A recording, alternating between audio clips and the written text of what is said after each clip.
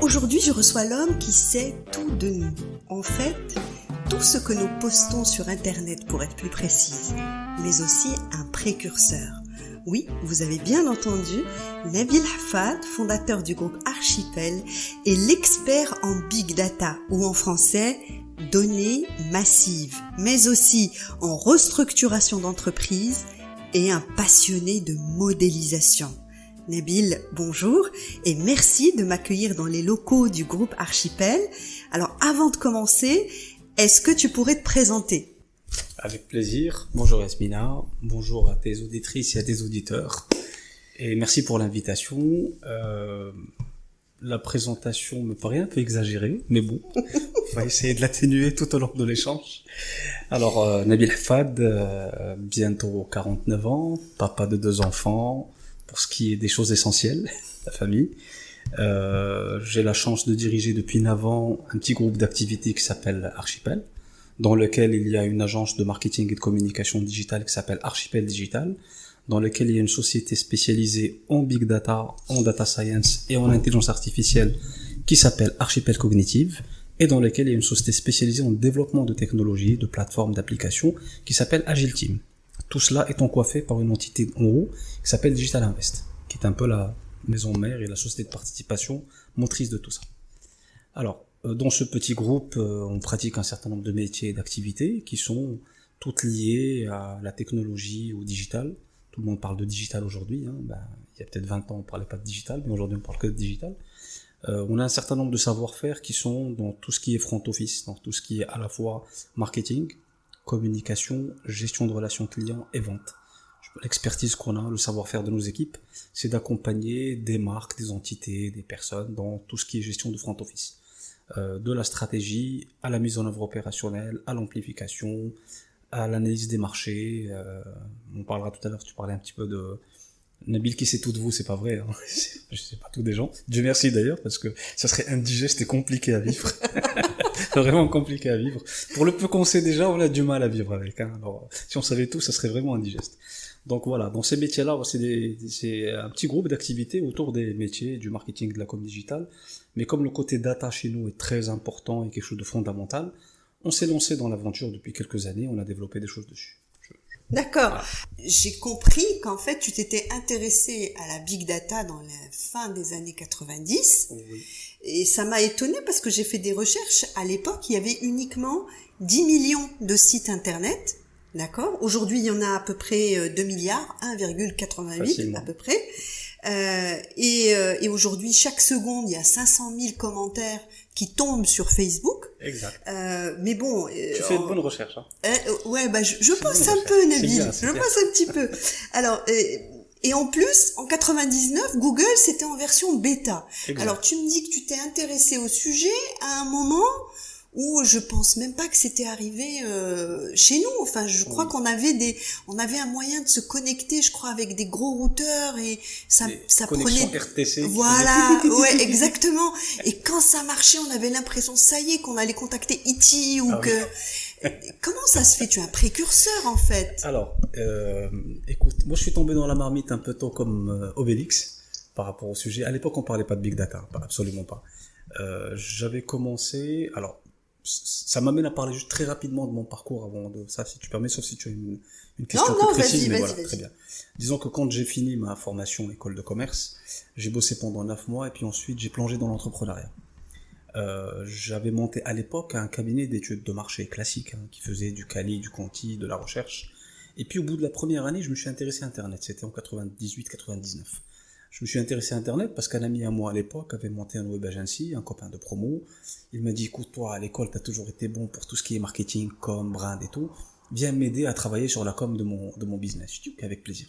Comme c'est un pote, j'ai dit, ok, je prends un petit peu de temps pour essayer de comprendre. Et du coup, pour ma première question, c'était, Internet Now, c'est quoi? C'est un produit, c'est quoi? Boita, c'est quoi ce truc? Et il me fait découvrir Internet. Et c'est grâce à lui, d'ailleurs, que je l'ai découvert. Et du coup, c'est Big Love, quoi. Je me suis dit, waouh, ce truc, c'est phénoménal. Ça va révolutionner le monde. C'est pas possible que le monde de demain continue à fonctionner comme le monde d'avant. Et j'ai commencé à découvrir Internet petit à petit. Et j'ai donné à mon entreprise de l'époque une orientation plutôt e-marketing. Alors, à l'époque, en 99-2000, parler de e-marketing en Afrique, non seulement on était précurseurs, mais mes potes se foutaient de moi régulièrement. Ils me disaient, Nabil, t'as fumé la moquette de l'étage. Parce que, franchement, personne ne parlait d'e-marketing. Alors, au Maroc, il devait y avoir 200-300 000 internautes, à tout casser. On était à la connexion RTC dont tu parles. Google venait d'être lancé en bêta en 96-97. Donc, 99, on était vraiment... Je pense que Google n'avait même pas encore trouvé son modèle d'affaires en 99, ok? Donc, c'était la période des Yahoo, des annuaires, il y avait... tellement de choses qui ont disparu maintenant dont on s'en souvient plus, Mirk, IRC, tout ça. En tout cas, j'ai eu la chance de vivre l'avènement d'Internet, le démarrage du web 1.0, d'Internet 1.0, avec tout ce que cela impliquait comme découverte. Et du coup, je me suis donné 2 ou 3 ans où j'ai fait beaucoup de lectures, beaucoup de recherches, et j'avais donné une orientation à ma petite société de l'époque, et j'avais commencé à faire des enquêtes en ligne sur l'internaute marocain. Je me suis dit, tiens, ça peut être sympa d'utiliser le vecteur web pour faire des enquêtes, au lieu de le faire en physique, de le faire en numérique. Je suis parti en France et j'ai rencontré des gens, j'ai trouvé un éditeur, j'ai pris une technologie, je suis venu, on a lancé la première enquête en ligne sur les internautes marocains, et je te promets que je savais pas ce qu'on allait faire de ce truc, hein, ni les chiffres, ni les résultats, ni rien. J'ai une anecdote sur ce sujet que je garde toujours en tête. On a sorti le questionnaire en ligne sur un truc web, clean, propre. À l'époque, il y avait très peu de pages à audience au Maroc, donc on les connaissait un petit peu toutes. C'est pas comme maintenant, on tapait à leur porte, on mettait une bannière, donc on leur expliquait le concept, ils disaient ouais, c'est super, pourquoi pas, vous mettez une bannière. Les gens cliquaient, on a réuni 700 ou 800 questionnaires remplis. Mais la bonne nouvelle, c'est qu'on savait pas comment les passer au logiciel d'analyse de données. Donc ce qui était génial, c'est que on a fait l'enquête, on avait les questionnaires, mais on savait pas développer le script qui permettait à l'époque de récupérer les données et de les mettre en base de données dans un logiciel de traitement d'études. Et ben on a passé la nuit à ressaisir avec toute l'équipe. C'était marrant parce que on avait utilisé une technologie web, on avait capté électroniquement, mais on savait pas passer simplement quelque part parce qu'on était tout jeune, hein. Et on a ressaisi avec tous les risques d'erreur et tout, mais in fine on avait nos résultats. Et quand on a eu le résultat, c'est comme, ok, bah maintenant je les ai, c'est super, qu'est-ce que je vais faire avec? Et on s'est dit, bon, bah personne ne va les acheter parce que personne ne comprend ce que c'est. Mais en revanche, comme nous on était une toute petite société inconnue, on s'est dit, on va faire un vecteur de promotion. On est parti taper à la porte des journaux et des médias. On a fait un document de synthèse, on l'a imprimé, tout beau, tout mignon. On a commencé à le distribuer gratuitement. Et les médias se sont intéressés au sujet, ils ont dit « Ah, c'est pas mal ce truc, c'est cool ». Ils ont eu des chiffres à annoncer, le profil de l'internaute marocain, homme, femme, tel âge, tel centre d'intérêt, tel niveau de connaissance, nombre d'heures passées. Donc on a commencé à mettre des métriques en circulation. Ça nous a valu l'intérêt des médias, ça nous a valu l'intérêt de quelques clients potentiels qui ne nous connaissaient pas parce que ça faisait émerger la marque, ça créait de la notoriété. Et ensuite, au bout de 6-8 mois, on a rempilé pour une 2e édition. Et puis on a fait une 3e qui était à l'échelle du Maghreb, puis on a commencé à préparer une 4e à l'échelle du monde arabe. Là on a commencé un petit peu à voir grand. Alors moi c'est une très belle époque parce que c'est une période entrepreneuriale de départ, dans laquelle j'ai vécu un peu la bulle internet, qui s'est un peu effondrée à fin 2001. Et j'ai vécu le début de cette bulle, c'était l'arrivée de beaucoup de startups au Maroc, il y avait pas mal de gens, beaucoup de mes potes aujourd'hui sont des startupeurs de la première génération, qui pour la plupart sont passés à autre chose, ou ont vendu leur boîte, ou leur... Et après, j'ai vécu l'échec, et puis j'ai planté tout ça à un moment donné, on est rentré dans le mur, c'était magnifique, c'est bien pris dans la tronche. Mais ce qui m'a marqué, c'est qu'à l'époque, mon ego a pris un truc, mais grave, de chez grave, hein. Je veux dire, comme j'étais C'était l'ascenseur émotionnel. C'était l'ascenseur émotionnel, j'étais invité sur les plateaux de la télévision, journaux, du direct de 21h. Tu avais quel âge à l'époque? J'avais 23 ans. À 23 ans, tu t'es invité sur les plateaux télé pour parler d'un truc qui s'appelle Internet. Qui s'appelle Internet, et on avait eu des offres d'achat. Mais franchement, c'est là où on se rend compte que quand on fait de l'entrepreneuriat, quand on est jeune et on fait de l'entrepreneuriat, il faut du mentor. Il faut un mentor, obligatoirement, parce que j'étais hors sol, et je comprenais pas ce qui se passait, et puis je ne savais pas pondérer les choses convenablement. Et voilà, finalement, on a failli vendre l'entreprise à un fonds d'investissement à une valeur exceptionnelle pour l'époque. Et j'ai dit, non, peut valoir plus. Finalement, ça valait 0. Je le vaux bien plus. Je le vaux bien, quoi. Finalement, ça a valu 0 et des dettes et des problèmes et quelques années pour régler tout ça. Mais c'était une très très belle expérience. Donc c'est comme ça que moi j'ai découvert un peu le monde de la technologie en général, du web. Je partais souvent à des salons à l'international et j'avais souvent une phrase qui revenait, souvent, parce que moi j'ai toujours été curieux, hein, autodidacte, curieux depuis toujours. Et quand je partais dans un salon et je faisais un peu... Alors, moi quand je partais, dans un salon, et que le salon durait 3 jours et qu'il y avait 50 exposants, j'ai fait le tour des 50 exposants. Et pendant les 3 jours, j'ai été sérieux, j'ai travaillé, hein. C'est pas aller le soir faire la bringue et machin, mais c'était vraiment sérieux.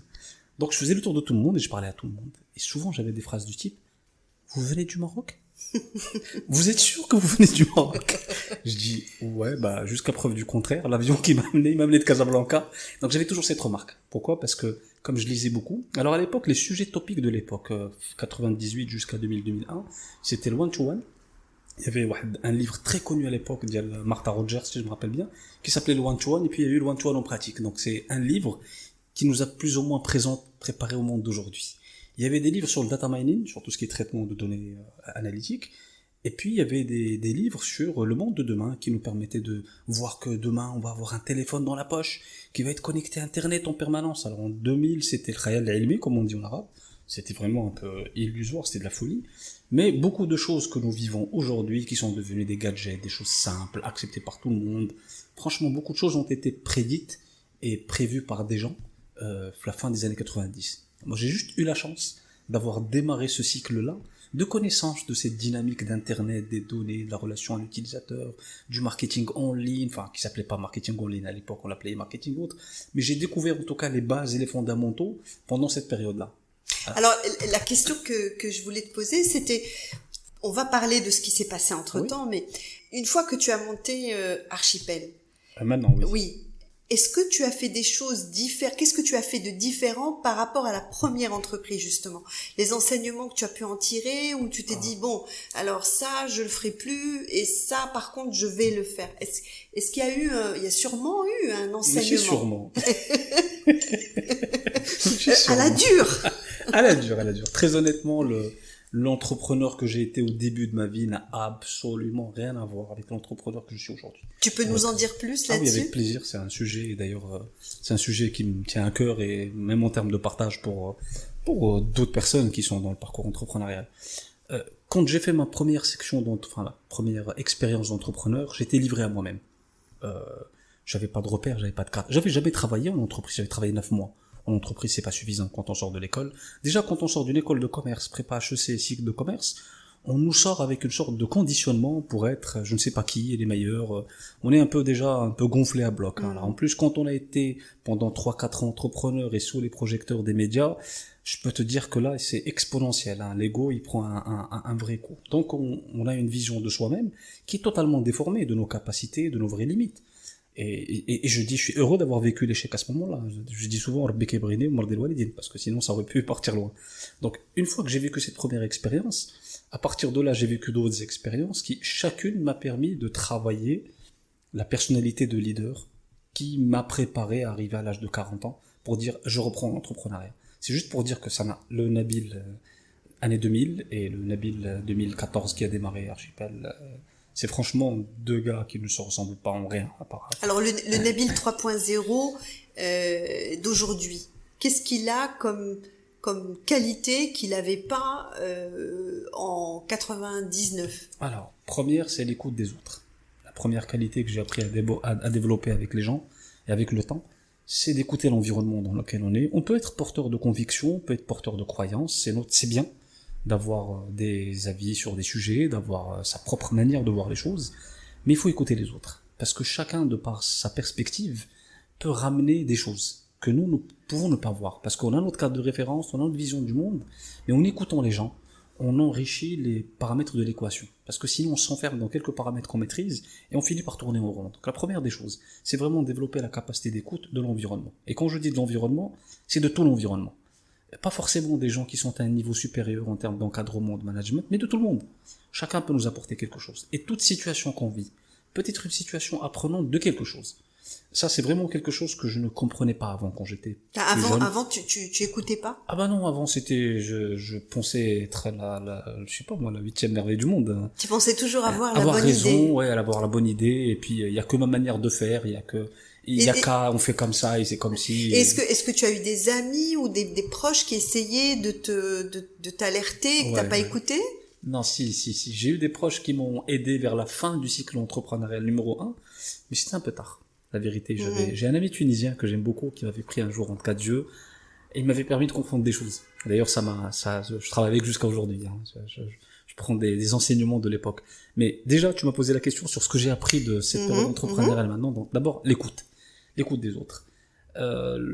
Quelque part aussi l'acceptation inconditionnelle des gens. Je pense que ça c'est quelque chose qui a évolué chez moi. Quand on est jeune, on est un peu dans le jugement, on est un peu en train de se comparer aux gens, on a envie d'être le meilleur, de montrer aux gens qu'on sait que... Et je pense que c'est ok pour cet âge-là, pour le cycle 20-30, c'est ok. Je pense qu'arrive un moment où on comprend qu'on est plus puissant avec les autres, que l'interrelation, l'interdépendance, tu vois, c'est une réalité, c'est pas quelque chose qu'on enseigne ou juste qu'on met dans des modèles, mais c'est une réalité. Parce que finalement, la notion de synergie où 1 + 1 = 3, moi je l'expérimente tous les jours que Dieu fait maintenant. Et je me rends compte que sur certains sujets, il vaut mieux laisser les autres prendre la décision, faire avancer. Sur d'autres, oui, on a peut-être plus de vécu, plus de capacité, à moi les commandes, je fais. Et ça, cette capacité à prendre le meilleur des gens qui sont autour de nous, c'est quelque chose aussi que j'ai appris avec le temps. Et j'ai appris en apprenant, on a d'autres leaders, dont des experts, on va en parler. Tu vois. Mais à chaque fois, j'ai pris quelque chose, tu vois, en me disant, ça me manquait quand j'étais plus jeune. J'écoutais personne, j'étais imbu de ma personne. Franchement, j'étais pas du tout ni dans l'humilité, ni dans la simplicité. Tu étais pas du tout un gars sympathique, alors tu me décris quelqu'un qui avec qui j'aurais pas aimé partager un café pour le coup. Écoute, heureusement qu'on s'est pas rencontrés à ce moment, tu vois. Non, nous on s'est rencontrés. Alors toi, tu vois, on s'est rencontrés après. Quand j'ai commencé le cycle d'amélioration. Voilà, exactement. À Arcos. À Arcos. Mais avant Arcos, parce que la vie d'un homme ou d'une femme, elle est jalonnée de rencontres déterminantes, de moments déterminants. Yes. Et c'est ça l'objectif du podcast 27, c'est parler des coulisses avec ces moments-là, en fait, c'est scène 1, scène 2, scène 3. Alors moi, j'ai très envie que tu nous parles d'un certain Si Abdallah. Quand tu avais 12 ans. Si Abdallah, c'est le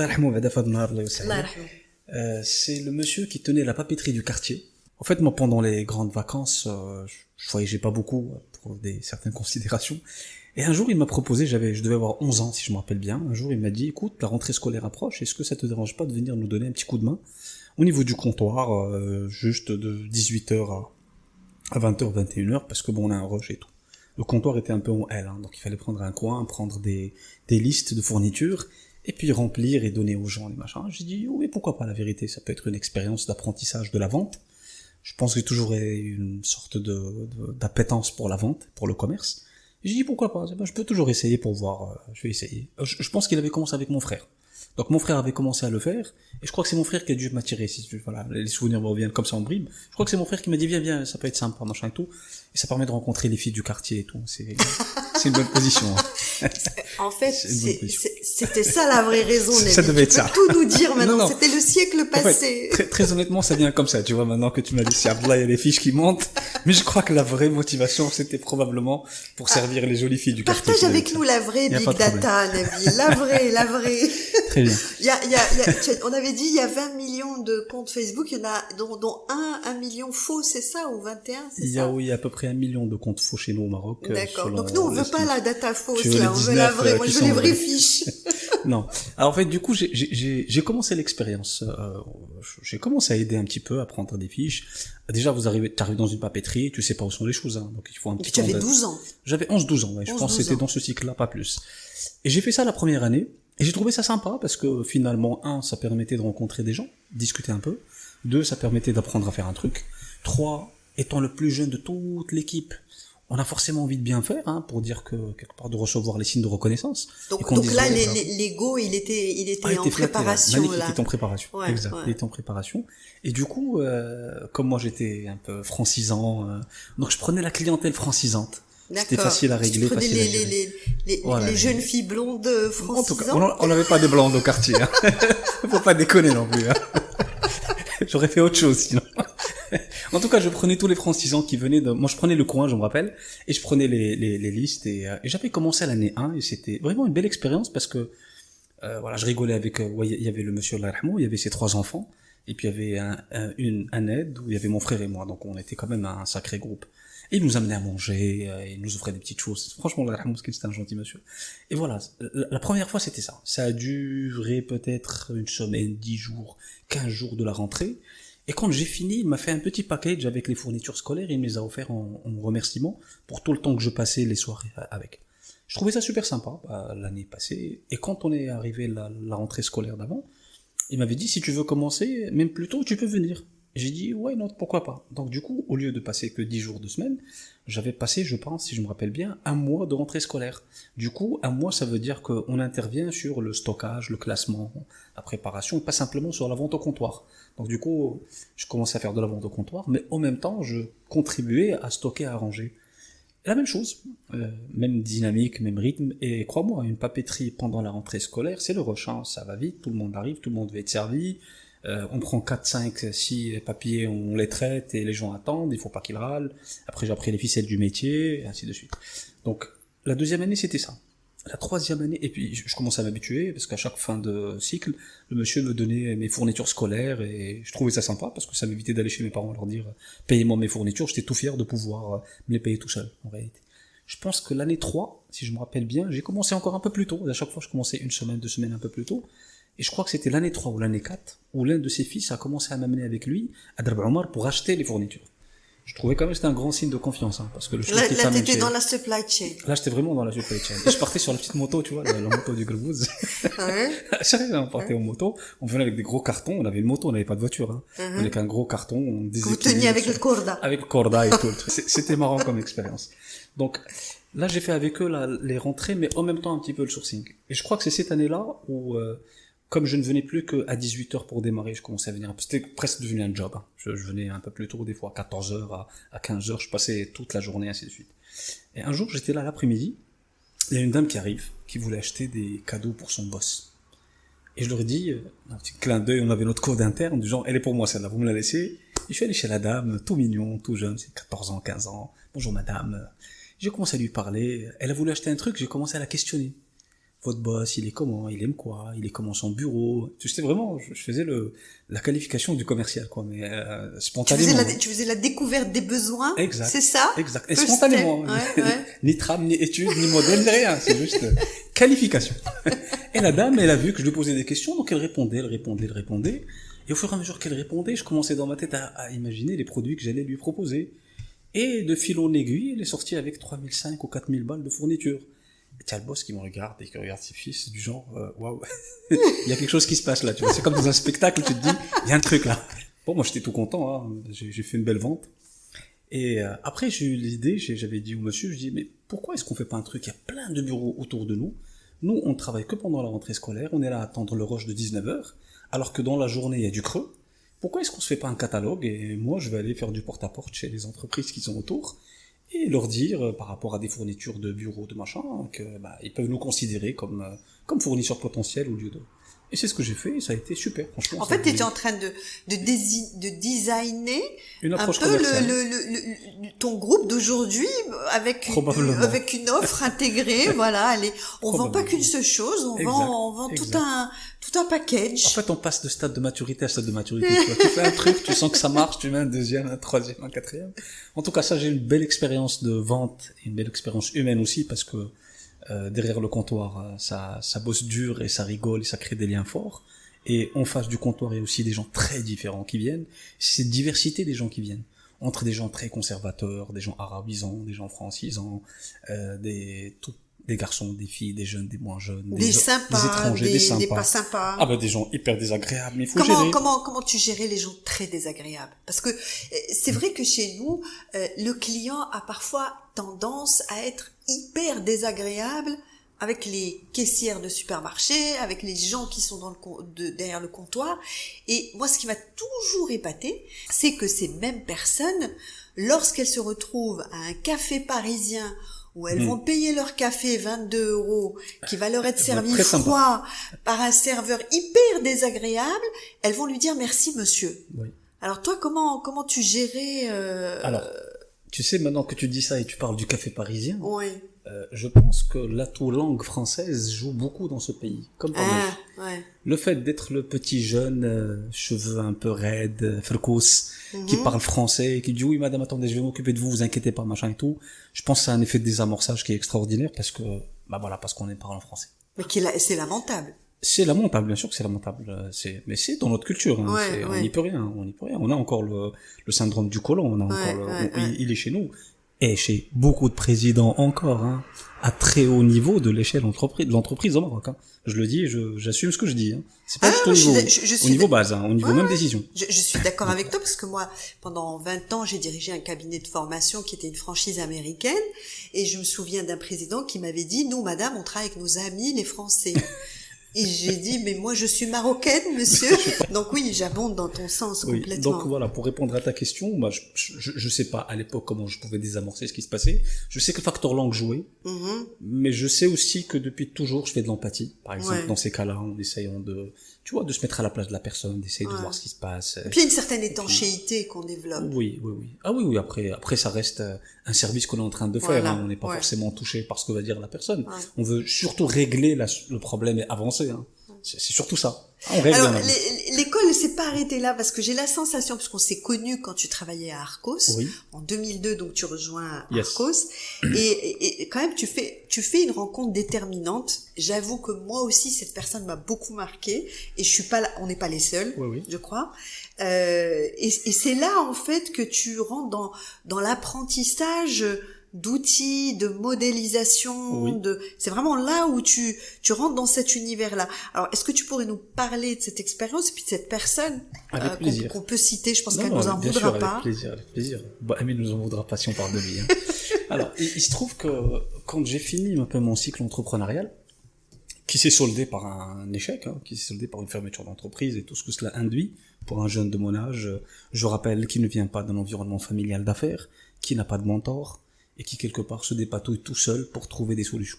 Et qui s'est retrouvé avec des dettes. Voilà, exact. Qui s'est retrouvé dans une situation un peu délicate à régler, il fallait la régler. Anyway. Amine Benchkeli. Excuse-moi de te couper, parce que, en fait, à force de lisser les choses comme ça, on s'est retrouvé dans une situation délicate. Moi, ça m'a évoqué comme ça, hein. J'ai pensé à Pagnol, j'ai pensé à Fanny qui s'était retrouvée dans une situation délicate, qui était quand même un peu grave puisqu'elle était enceinte et qu'elle n'était pas mariée à l'époque. Donc, c'était pas une situation délicate, ça devait être une situation extrêmement difficile que tu as vécue. On parle beaucoup aujourd'hui de résilience, tu sais, tous ces mots en creux. Moi, je trouve qu'ils sonnent parfois un peu creux parce qu'on les sait a même trop utilisés. Voilà. Mais toi, tu l'as vécu, cette période. Oui.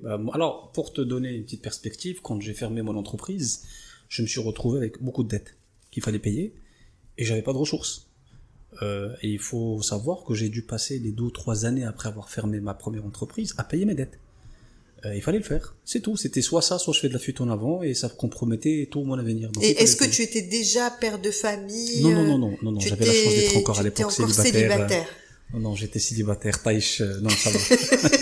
Je pouvais me contenter de vivre avec peu de choses et régler ça, mais bon, ça aurait été difficile. En fait, tu n'imposais pas ça à des gens, mais c'était qu'à moi-même. Alors, revenons à Amine Darcos. Qui a modélisé, voilà, tu vas nous expliquer ça parce que moi c'est pas mon domaine. Très bien. Alors Amine était le patron d'Arcos Conseil, mais avant d'être patron d'Arcos Conseil, moi Amine je l'ai connu quand j'étais étudiant à l'école de commerce. Donc Amine était mon prof à l'école, un des différents profs qui sont passés. Ça devait être un super prof. Alors, franchement, c'était un prof pour lequel on avait beaucoup de respect et il faisait partie des rares profs pour lesquels on avait beaucoup de respect. Donc c'est pour ça qu'il nous avait marqué, moi et d'autres copains. Moi j'ai fait une école de commerce et dans cette école en particulier, je fais partie pas d'une génération mais d'une promo qui a quand même beaucoup marqué l'école. On était une vingtaine à tout casser et moi je faisais partie d'un groupe de copains, on était 5 copains qu'on appelait la Fox. Le nom la Fox. Ça vient de renard, rusé. Voilà. C'est le nom qu'on s'était donné. On s'était même fabriqué un logo et tout un trip. Vous aviez fait des t-shirts? Presque. On a fait plein d'autres bêtises que je dirais pas. Dommage. Parce que ça les concerne, mais moi je peux dire les miennes. En fait, on était d'un groupe de 5 potes et vraiment de fortes personnalités dures, hein, vraiment, hein, pas facile à vivre. Quoi, tu veux dire ça veut dire quoi, ça? Des méchants, des durs. Des durs à cuire. Simplement, le vrai mot qui le dit en arabe, c'est qbah. C'est qbah. On était un peu un but de notre personne, on était Hassan Brasna. C'est l'époque de l'école de commerce. Ça vous remplit, hein, ça vous rabose, ça vous booste. Pourquoi je dis ça? Parce que pendant tout le cycle d'études, on en a fait baver à plein de profs. Allah yasmahna minhum fi al-mawdu'. Et je demande pardon à ceux qui se reconnaîtront dans tout ça. En fait, on était très exigeants vis-à-vis des profs. Et chaque fois que l'école nous amenait un prof de bon niveau c'était super, ça se passait très bien et on rentrait dans le mood et on travaillait bien. Mais quand ils nous amenaient des profs qui étaient pas très consistants et qui peut-être les pauvres avaient peut-être juste besoin d'un peu de temps pour s'affirmer machin, nous on était tellement exigeants sur le niveau que forcément on a fait baver à plein. Et alors du coup, Amin Benchkali c'était notre prof de stratégie. Amin Benchkali a gagné notre respect parce que le gars venait, il a une tête bien faite, il nous parlait de stratégie, donc tout ce qui est segmentation stratégique, outils stratégiques, machin. C'est pour des gamins à l'école de commerce, première ou deuxième année d'école de commerce. Tout ça, c'est un peu stratosphérique.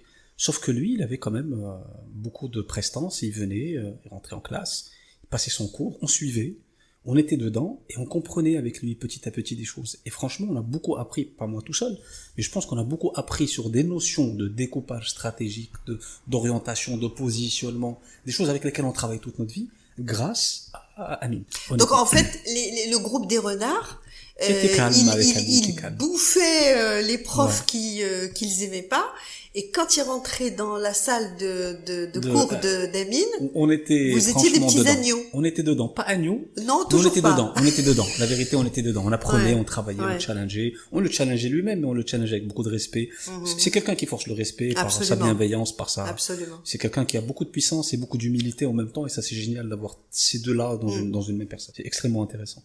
Donc voilà, moi je l'ai connu d'abord en tant que prof. Ça a duré peut-être 1 ou 2 ans parce qu'il est intervenu sur plusieurs modules. Et puis, on est resté en contact et quand j'ai commencé un peu à travailler, quand j'ai fait mon premier cycle entrepreneurial, j'essayais de garder le contact avec mes amis, mes profs pour leur parler un petit peu de ce que je faisais. Et avec Amin, on avait de temps en temps un petit moment de rencontre. Lui, à l'époque, il était sur Arcos Conseil. Et c'est là où Amin m'a proposé un soir de le rejoindre. Moi, j'avais arrêté, j'avais mis un petit peu en stand-by mon activité. Je faisais du freelance, je travaillais un petit peu, je faisais des missions pour pouvoir vivre et puis payer mes dettes. Et puis Amin m'a proposé le projet de l'accompagner un peu au niveau d'Arcos avec d'autres gars très talentueux.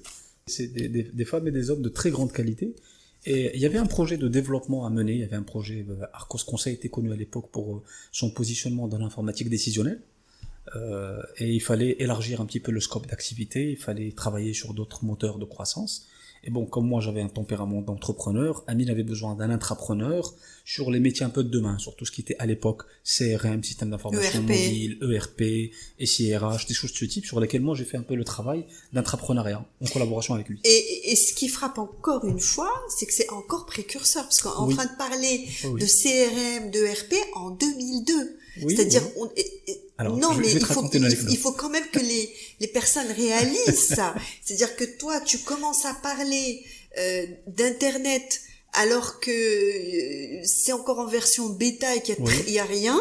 Et puis ensuite, vous parlez d'ERP, de CRM et bien d'autres choses à une époque où je crois que vous étiez quasiment les seuls. Non, pas les seuls. Honnêtement, par rapport un peu à l'état du marché. On était parmi, alors sur tout ce qui est CRM et système d'information mobile, oui, on était précurseurs. Voilà. Bien sûr. Sur certains sujets, effectivement, on était précurseurs, et pour ça, je vais te raconter quand même aussi une petite anecdote. l'anecdote. Vas-y, l'anecdote. Alors, avec Camille, on avait discuté un peu de quelques pistes de croissance et de développement, et moi, comme je viens du monde un peu du marketing, des études, d'internet, machin, je m'intéressais au CRM à l'époque. Personne ne parlait de CRM, ça je peux te garantir que personne ne savait ce que c'était encore à l'époque. Pour la petite histoire, j'ai fait signer avec Salesforce au Maroc à l'époque en 2001, alors que personne ne parlait de cloud, ni de... C'était vraiment... Salesforce, c'est le pire ennemi de tous les commerciaux qui savent pas l'utiliser. Pourquoi ont-ils fait quelque chose d'aussi compliqué? C'est une très belle J'ai machine. eu cette conversation il y a pas très longtemps avec un directeur commercial qui m'a dit, tu sais, on nous a imposé Salesforce, mais qu'est-ce que c'est dur, c'est beaucoup plus dur que d'aller décrocher un deal. Après, ça dépend comment c'est utilisé, mais c'est une belle machine, au passage. En tout cas, alors, j'avais discuté avec Camille des pistes de croissance possibles. On avait identifié le CRM comme une possibilité. Alors, il se trouve que la Poste du Maroc, tiens-toi bien, venait de lancer l'offre Amana, l'offre de messagerie. Et il y avait à la tête de l'équipe Amana 2 personnes qui étaient aussi visionnaires, précurseurs, gros contraste avec l'état d'esprit de la Poste. Et eux aussi voulaient, à l'occasion de cette nouvelle activité, faire les choses différemment. Doter l'MNA avec une technologie nouvelle qui est du monde du CRM. Ils savaient pas à la limite que ça s'appelait CRM à l'époque. Il se trouve qu'ils avaient fait, je crois, une consultation. Je me rappelle même plus comment on s'était connecté. Mais bon, j'ai commencé à travailler avec eux et on s'est dit, tiens, on va mettre en place un système CRM pour l'MNA. Et l'anecdote, c'est quoi? C'est que j'ai vendu quelque chose que je n'avais jamais vu, que je n'avais jamais utilisé. Je connaissais les grandes lignes, je connaissais les principes, je savais ce que c'était censé faire. Je leur ai vendu une licence d'un éditeur qui s'appelle Celigen, qui à l'époque est belge. Là, il a changé de positionnement, ou il a élargi. Mais voilà, je suis allé, j'ai répondu à une consultation, j'ai vendu, et quand on a gagné, j'ai dit Amine, donne-moi de l'argent, je vais aller à Bruxelles pour voir à quoi ressemble ce truc. Amine, qu'est-ce qu'on a vendu au fait? Pour qu'ensuite je le mette en place convenablement. Donc du coup, je suis parti en Belgique, je me suis formé. Bon, j'avais un bagage théorique. Mais en fait, ça fait partie de ta personnalité, parce que même ta première entreprise, tu as fait quelque chose, tu savais pas quoi en faire, et puis t'as continué, et puis voilà. Et finalement, réussir, enfin, le chemin de la réussite, c'est pas forcément un business plan carré. Bon, il y a aussi cette partie-là de hasard, de chance, et j'aurais juste une question pour toi. Tu m'as dit que tu aimais beaucoup un livre en ce moment que tu es en train de lire. Enfin, que j'ai lu, flété un petit peu. Et que tu es en train de relire. C'est les dieux. Les dieux voyagent incognito. Voilà, les dieux voyagent incognito.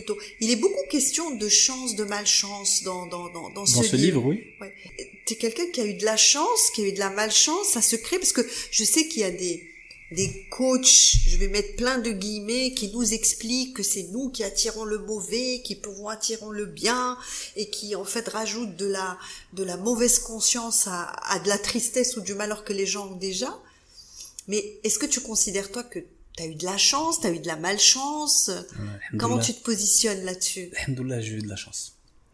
Honnêtement, je pense que j'ai eu beaucoup de chance. En fait, je vais dire que c'est une combinaison de deux choses. Je pense, quand j'analyse rétrospectivement le petit parcours que j'ai fait, j'ai eu l'audace de changer à chaque fois qu'il fallait le faire. C'est peut-être ça, c'est quelque chose qui est chez moi. C'est-à-dire que ma part de la provocation de cette chance, c'est de dire, sur cette situation, j'arrive au bout de ce que je peux apporter et prendre, je dois passer à autre chose. C'est ce courage de changer, de trancher, de faire le deuil, de passer à autre chose. Et de se libérer de la peur, en fait. Et de se libérer, voilà, exactement. C'est pour ça que j'ai dit, il y a un côté qui nous appartient, qui est audace. Mais en même temps, le côté autre, qui est chance, c'est que j'ai rencontré de superbes dirigeants tout au long de mon parcours. C'est-à-dire que quand j'ai commencé mon cycle un peu de salarié, ça a commencé avec Amine. Quelle chance! J'ai pas commencé avec un tordu. J'ai commencé avec un gars super bien. Donc avec qui j'ai beaucoup travaillé sur moi-même. J'ai passé presque 4 ans sur Arcos Conseil. T'imagines bien un gars qui était entrepreneur, libre, électron libre, encore célibataire, qui se croit matchkoun, et qui veut fonctionner à son rythme, tu le prends, tu le mets dans une équipe avec 6 ou 7 managers du même niveau, avec lesquels il doit collaborer, avec lesquels il doit cohabiter, avec lesquels il doit tirer le meilleur de chacun, qui n'a pas d'autorité sur les gens et qui doit faire avancer les choses. Donc c'est comme si on prenait un rond et qu'on le mettait dans un carré. Ouais. Ça a pris du temps. Le rond, il a résisté. Mais après, il est devenu un peu plus carré, mais il a gardé certaines rondeurs. Le renard a gardé sa fourrure, mais bon, il s'est un petit peu assagi. Il s'est assagi. D'accord. La vérité, j'ai beaucoup appris dans cette expérience, au niveau salarial, au niveau gestion du rapport à l'autre. Moi, quelque part, si je fais un peu la rétrospective, dans chacune de mes expériences, j'ai observé un dirigeant, j'ai travaillé avec lui. J'en ai pris le meilleur, ce qui me convenait. J'en ai fait quelque chose et je suis passé à autre chose. Alors, la réussite, c'est une question de chance, de malchance, d'alignement de planètes. C'est un sujet, parce que tu sais, par exemple, chez nous au Maroc, on dit souvent, pour réussir, il faut être né dans une grande famille, avoir beaucoup d'argent, beaucoup de relations, donc, entre guillemets, avoir de la chance. C'est quoi la réussite? Alors, dans l'exemple que tu cites, il y a forcément, oui, quand il y a des facteurs facilitateurs, ça accélère. C'est comme dans les jeux de Mario Kart, tu passes par un truc, tu accélères.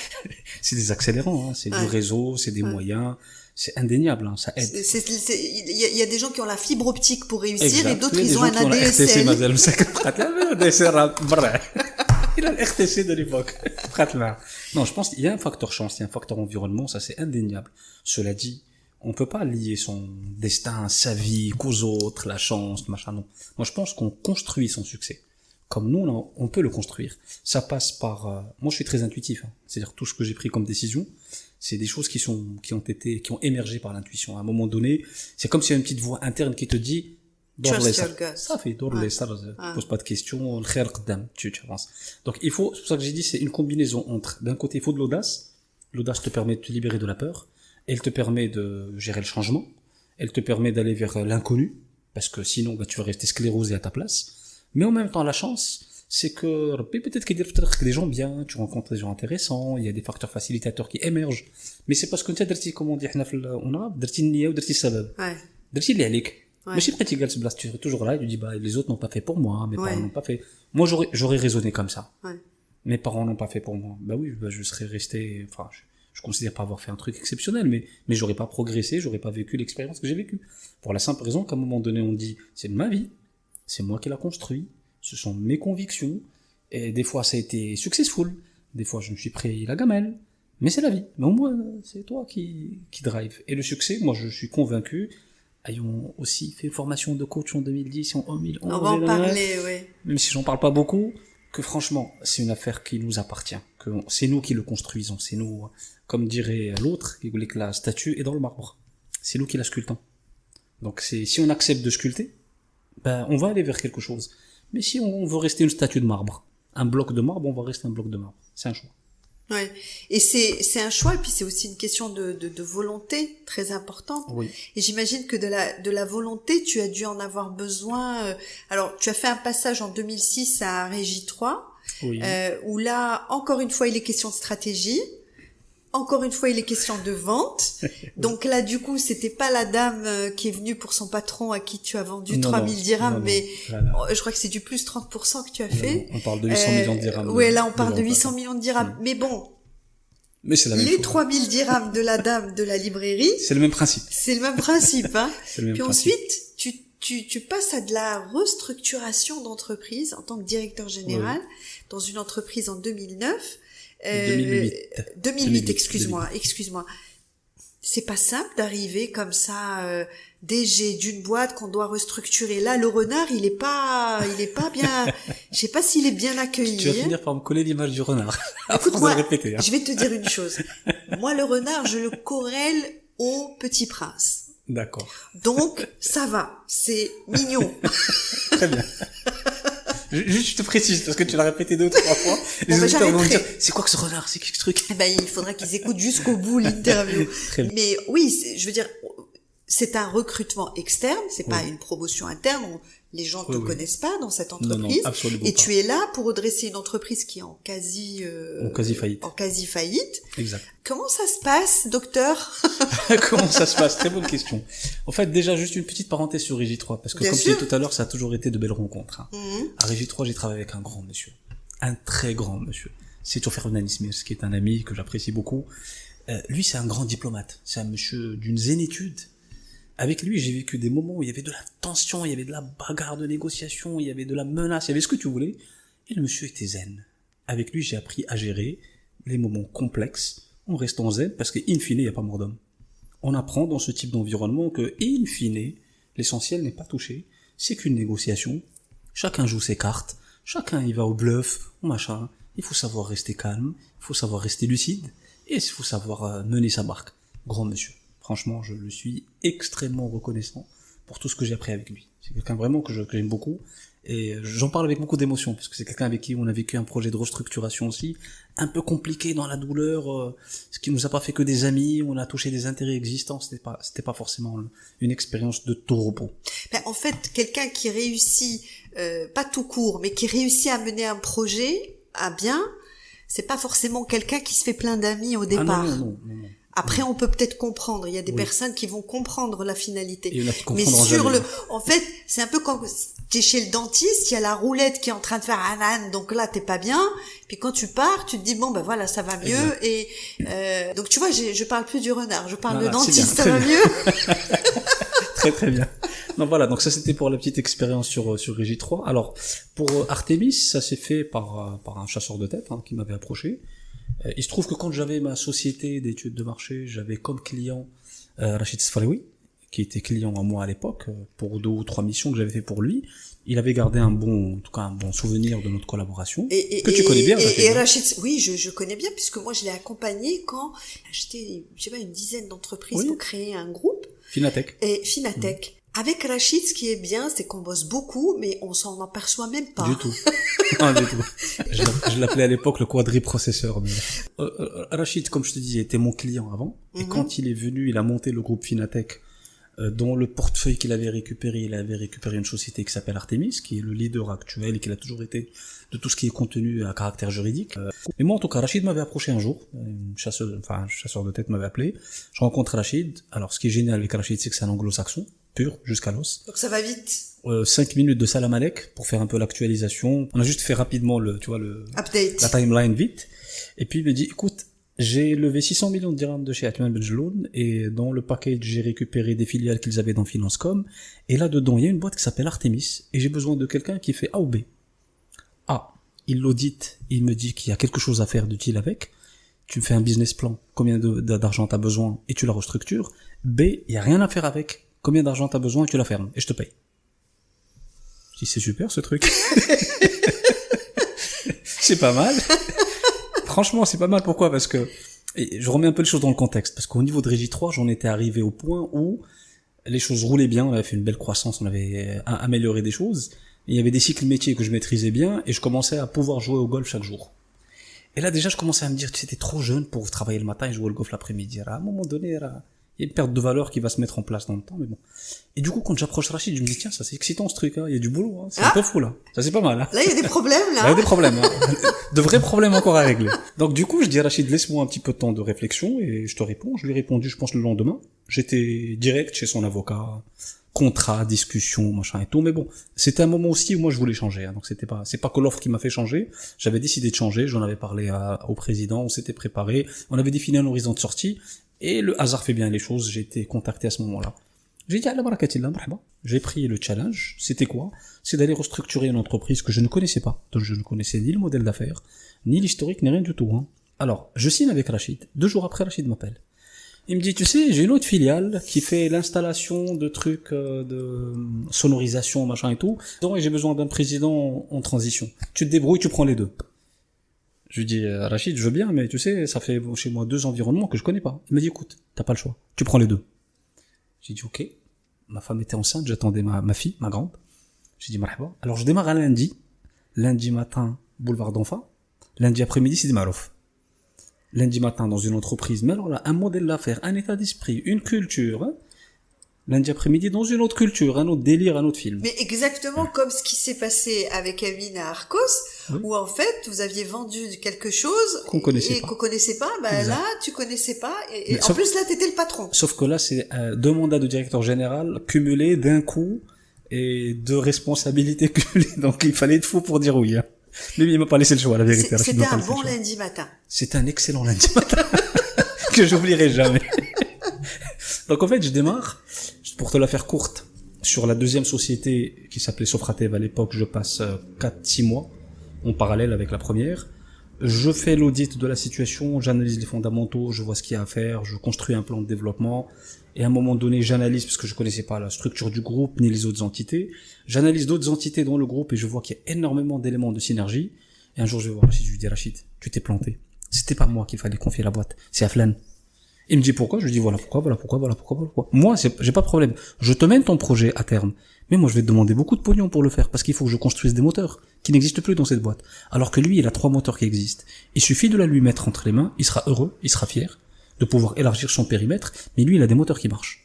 Il me dit, comment je l'ai pas vu? Je lui dis, c'est ton problème. Moi, tu me débarrasses de ce truc. Donc, au bout de 4-5 mois, je me suis débarrassé de la deuxième, parce que franchement, c'était compliqué de la développer, et il fallait mettre du temps dessus, ouais. Et elle allait engloutir beaucoup d'argent. Donc, non, mais je reviens à mon histoire, moi. Tu arrives un lundi matin dans une entreprise que tu connais pas, avec des personnes qui sont là depuis longtemps, oui. pour la plupart, et t'es là pour dire en gros, voilà, sans le dire, mais je vais restructurer. Et comment on fait pour tisser des liens, pour gagner la confiance, pour rassurer un peu les gens, parce que cette entreprise, elle a été vendue, revendue, fusionnée, je ne sais combien de fois. Donc, tu parles de la première ou de la deuxième? Parce qu'il fallait faire ça le matin et l'après-midi le premier jour. Tu avais un scooter pour comment ça se passait? Non, j'avais une voiture, j'avais pas de scooter, mais non, franchement, je suis pas capable de te dire comment on fait ça, hein. On le fait à l'intuition, on le fait au cœur, on le fait à la tête, on le fait. Parce qu'on quel est le moment qui t'a le plus marqué de cette expérience? D'abord, c'est une très belle expérience dont l'aboutissement m'a beaucoup marqué parce que l'aboutissement est très positif.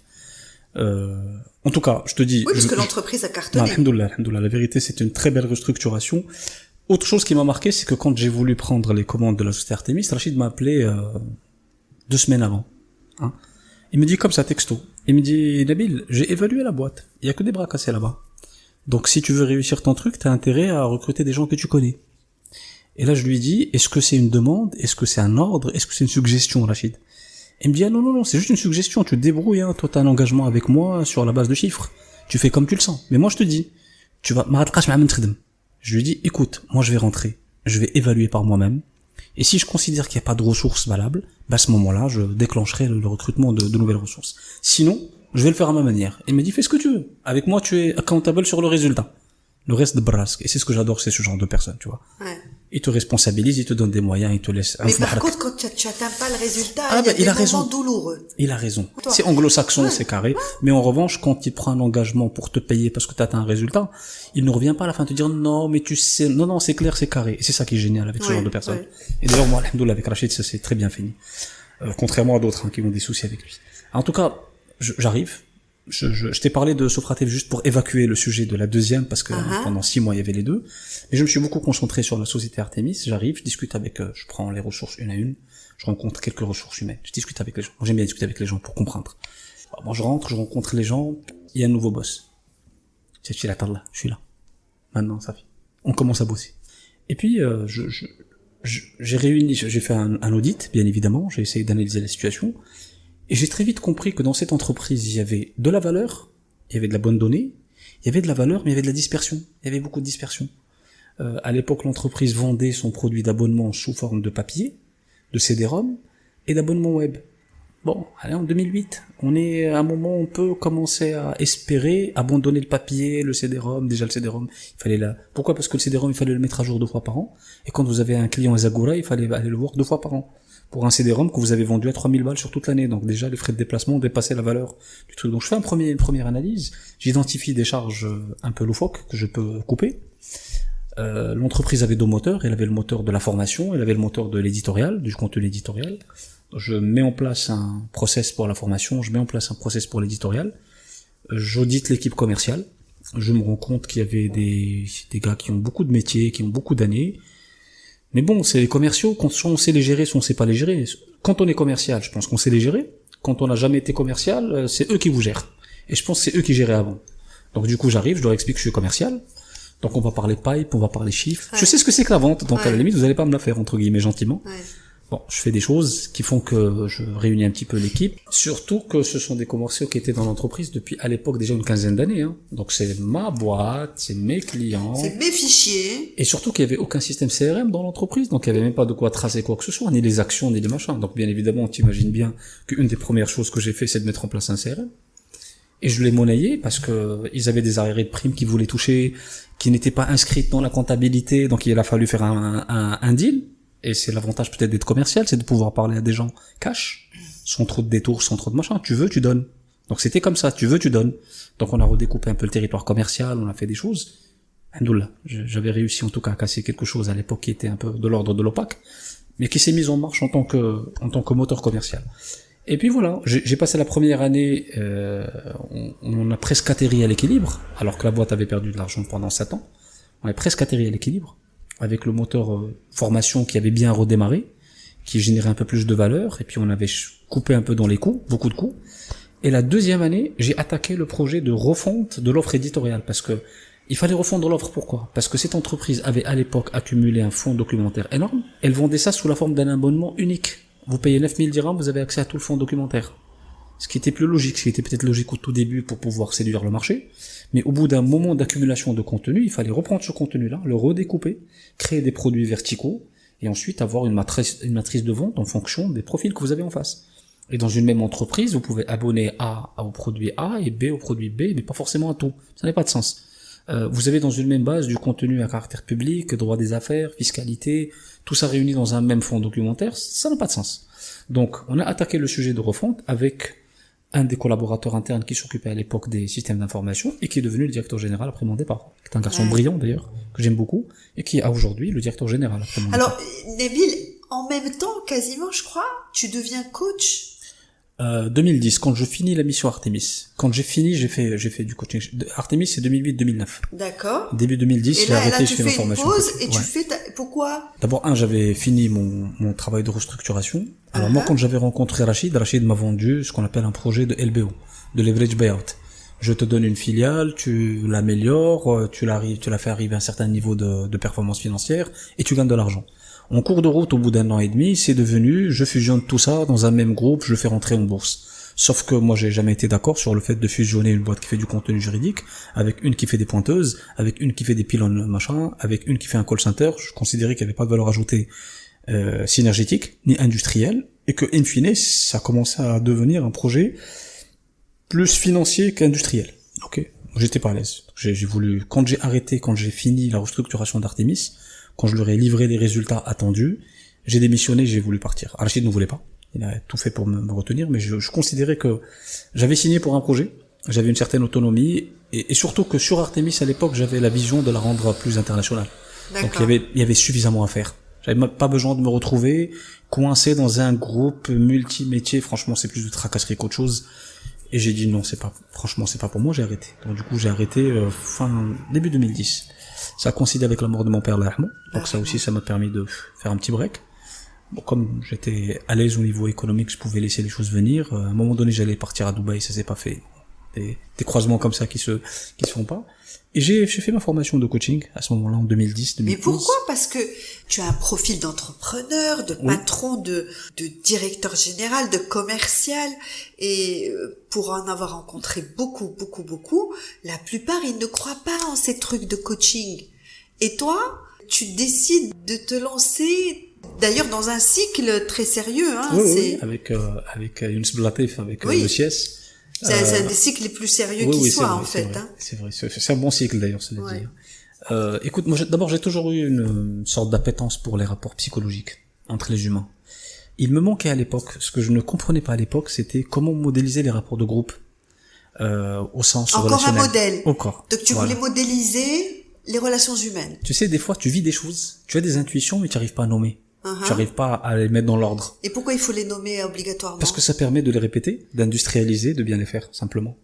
Quand tu n'arrives pas, ça peut être des accidents. Donc tu veux répéter les relations humaines et on va pousser le truc un peu. Attends. C'est vrai que la phrase est bizarre. Là, tu m'as perdu, là.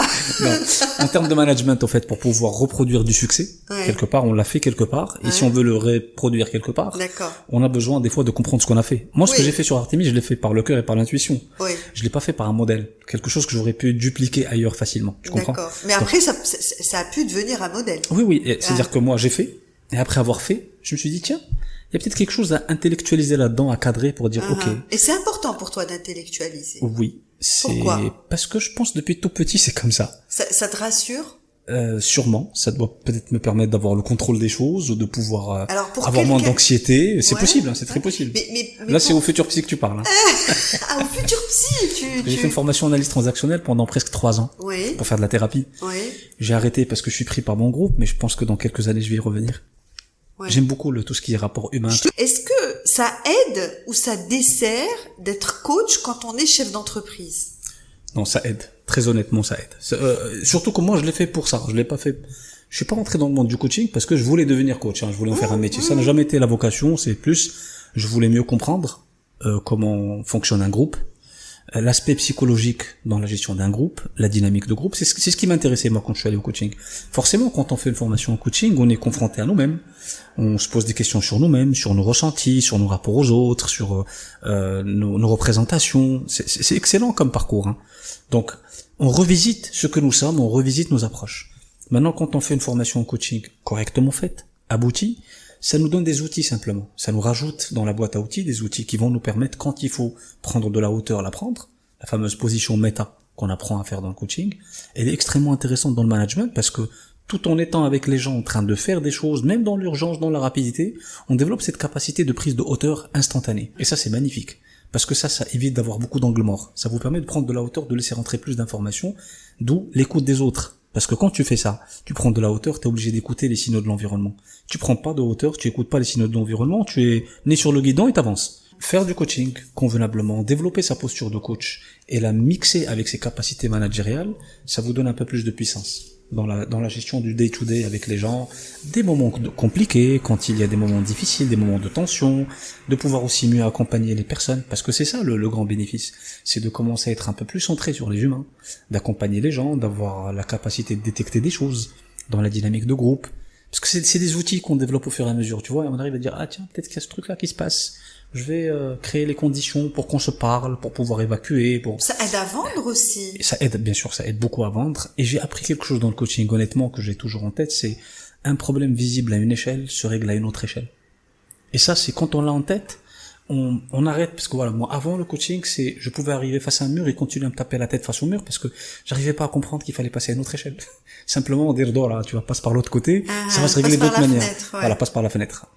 J'avais pas cette posture. Ouais. Et du coup, ça m'a aidé à développer l'agilité en disant, tiens, bah, puisque ça se règle pas, prenons de la hauteur, essayons de voir où est-ce qu'on peut régler. Ouais. Sur quoi il faut jouer. Là aussi, j'ai appris que la plupart des choses sont liées aux peurs. Absolument. Aux peurs. Absolument. Et On trouve la peur, on trouve la solution. À tellement de palettes de peurs, en fait. Énorme. Alors, Énorme. on va jouer à question pour un champion. Je vais te donner une citation et tu vas me dire, Je suis vraiment pas doué pour ça. Hein, D'accord, mais bon. Alors, l'authenticité, c'est important pour vous. Pourquoi et comment être authentique dans un monde de plus en plus basé sur l'image? C'est une question, une colle ou... Ah, c'est quelqu'un qui a dit ça. Ah, je sais pas. Mais je trouve ça pas bien. Qui c'est? Je trouve ça bien. Alors, il s'agit de Reda Chami, le PDG Ah. de la plateforme internationale WinInvest, D'accord. qui, je crois, est un grand ami à toi. C'est un très grand ami à moi. Ouais. Rami Reda, c'est un très très grand Ouais. ami à moi. Ah oui. Très grand ami. Reda Rami, oui, excuse-moi. Reda Rami. L'amitié entre hommes, c'est une clé de réussite? C'est une réalité déjà, première des choses. Ah. C'est une vraie réalité. J'ai la chance, alhamdoulilah, d'avoir en tout cas accumulé dans le temps de vrais amis. Reda est un ami que je connais depuis la première année de collège, hein. Équivalent de 5e maintenant. C'était de l'équipe des renards? Ah non, non, pas du Ça, tout. c'était bien avant, Bien c'était avant, avant les bien avant, on renards. était tout petit. Ouais. Je l'ai connu parce que, alors on est arrivé au collège, première année, tout petit, hein, tu sais, on devait avoir 11 ans, 12 ans. Et Reda m'offre des chocolats avec de l'alcool dedans. Ah, Et du coup, je prends le chocolat, je le mange, et puis j'ai un goût d'alcool. Ça me fait réagir. Je dis, il est bon ton truc, t'en as pas l'autre. Et c'est comme ça qu'on est devenus potes. c'était à mon chéri, c'est ça? C'était un truc, mon chéri, tu vois. À l'époque, il y avait une petite boîte carrée avec des... Bon, tu vois, lui déjà, comment il est câblé, moi, comment je suis câblé. C'était la rencontre. Et on est devenus potes, vraiment, grand amis. Hein. Et depuis, quand vous vous revoyez, vous partagez des Ah boîtes oui. de chocolat? Ah non, non, on n'a plus besoin de lui. Il est Non. devenu hajj un peu. Il fait plus dans le chocolat, à l'alcool, mais bon. Mais c'est un garçon exceptionnel. Et c'est un véritable ami. Est-ce que c'est plus quelqu'un qui est avec nous dans la peine, ou c'est quelqu'un qui est tout aussi, si ce n'est plus heureux quand nous réussissons? On a l'habitude de dire que c'est dans la peine qu'on reconnaît ses amis, mais c'est aussi dans la réussite. Bien sûr. Est-ce qu'il y en a qui sont là, qui nous encouragent, qui sont heureux pour nous, qui... C'est lié à la notion d'authenticité que tu as citée dans la phrase de mon ami Reda. Quand on est authentique, à la limite, j'ai envie de dire, on vibre avec le positif et avec le négatif. Ouais. Parce que c'est authentique, tu vois. C'est-à-dire que, en situation de peine, on va être là pour essayer d'aider l'ami à la passer, à atténuer. Et en situation de réussite, on va être heureux de sa réussite, on va vivre avec lui sa réussite. Il est question de sincérité, Bien en fait. sûr, il est question de sincérité, d'authenticité. Ouais. Et... Alors, tu vois, ça rejoint ce que disait Jean-Paul Sartre. Jean-Paul Sartre disait, l'authenticité, c'est d'être le même à travers toutes les situations, un projet unique. Magnifique. Et est-ce que la réussite nous aide ou au contraire nous dessert sur ce chemin de l'authenticité? Parce que quand on est entrepreneur, est-ce que ça complique pas les choses? Est-ce qu'on arrive à être authentique avec les équipes, les clients? Toujours en parlant de Sartre, on a peut-être tendance à jouer au garçon de café. C'est une question que me posent beaucoup de personnes. C'est vrai? Oui, oui. Parce que je pense que c'est quelque chose qui travaille les gens. Parce que les gens veulent... Beaucoup de gens ont cette quête d'authenticité, mais en même temps, il y a ce qu'on avait dit tout à l'heure, il y a la peur. Ouais. Il y a la peur de se révéler, la peur d'avoir mal parce qu'on est authentique, la peur de baisser les masques, de baisser la garde, de laisser rentrer vers soi des gens qui sont faussement amis. Il y a ces peurs-là. Ouais. Elles sont réelles. Même dans le coaching, nous, on parle beaucoup de protection. Hein. On n'y va pas comme ça, la fleur au fusil. On se protège. Mais je pense que c'est une quête. Comme toute quête, elle va demander de l'effort. C'est de l'expérimentation. Il y a des fois où c'est cool, des fois où c'est moins cool. Tu as parlé de notion de réussite. Moi, je pense que c'est une notion extrêmement relative. Étant entrepreneur ou étant manager ou étant ce qu'on veut, chacun met derrière le mot réussite quelque chose. Alors, on a participé ensemble à une émission sur Lux Oui, Radio. oui, t'as vu? Et je me souviens très bien, toi, tu as dit à la fin, quand Mehdi, toi aussi, nous a demandé le mot de la fin, tu as parlé d'authenticité. C'est pour ça que j'ai rebondi sur ce terme. Donc, pour toi, réussir, c'est d'avoir une vie, des relations, être une personne authentique, entourée de personnes authentiques. Ça fait partie effectivement de la réussite externe. Parce que D'accord. moi je fais toujours la distinction entre la réussite externe et la réussite interne. La réussite interne, c'est celle que je suis le seul à pouvoir ressentir et sentir. C'est est-ce que au fond de moi-même, par rapport à tous mes questionnements qui m'ont accompagné toute ma vie, est-ce que j'ai apporté des réponses? Est-ce que j'ai progressé dessus? Est-ce que j'ai évolué? Est-ce que j'ai réglé des choses qui me dérangeaient? Est-ce que j'ai fait le ménage dans ma vie? Ça, c'est la réussite interne. Et ça, celle-là, je pense qu'elle est très intime et très individuelle. Donc je peux pas te demander la réponse à la question interne. Non, je peux te dire qu'Allah lakal hamd, je me sens plutôt bien. C'est D'accord. déjà bien. C'est déjà un bon D'accord. moment. Il y Est-ce qu'il y a eu toujours un du boulot. moment dans ta vie où tu t'es dit j'ai réussi? Ça y est.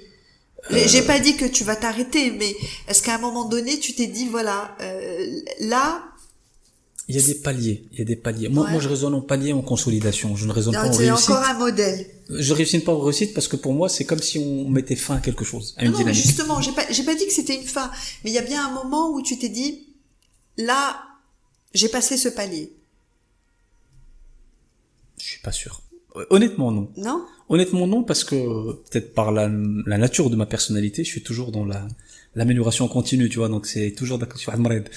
Tu fais ce truc, moi, ok, c'est derrière toi, ça c'est derrière toi, ça c'est derrière toi, ça c'est derrière toi, tu vois. Allez, un nouveau truc. C'est pour ça que c'est cette nature qui a fait que je me suis intéressé au e-marketing un peu tôt, aux ERP, à la big data. C'est toujours, ok, un truc qui tu es curieux, tu as envie de le faire et once you achieved it, ça fait ça là. J'ai pas le temps de m'arrêter. C'est vrai que je savoure beaucoup de choses, hein. Ça, je l'ai appris aussi dans le développement personnel. Je prends le temps de savourer des paliers, des moments. Mais après, ça y est, il faut se remettre en marche et créer de la valeur et avancer. Alors, toi qui aimes toujours modéliser, est-ce qu'il y a un modèle exemplaire d'entrepreneur? Alors, au niveau entrepreneuriat, il y a mon ami Reda dont tu as parlé, que franchement, que j'admire, hein, parce que Oui, je Reda Rami. Reda Rami. Je l'admire pour sa résilience, hein. Franchement, le gars, je le connais depuis longtemps. Je le connais depuis qu'on était au collège et quand nous on était au lycée, lui, il travaillait dans une des usines de son père et c'est quelqu'un qui a été confronté au travail et à la création de richesses économiques très tôt aussi, hein, tu vois, là.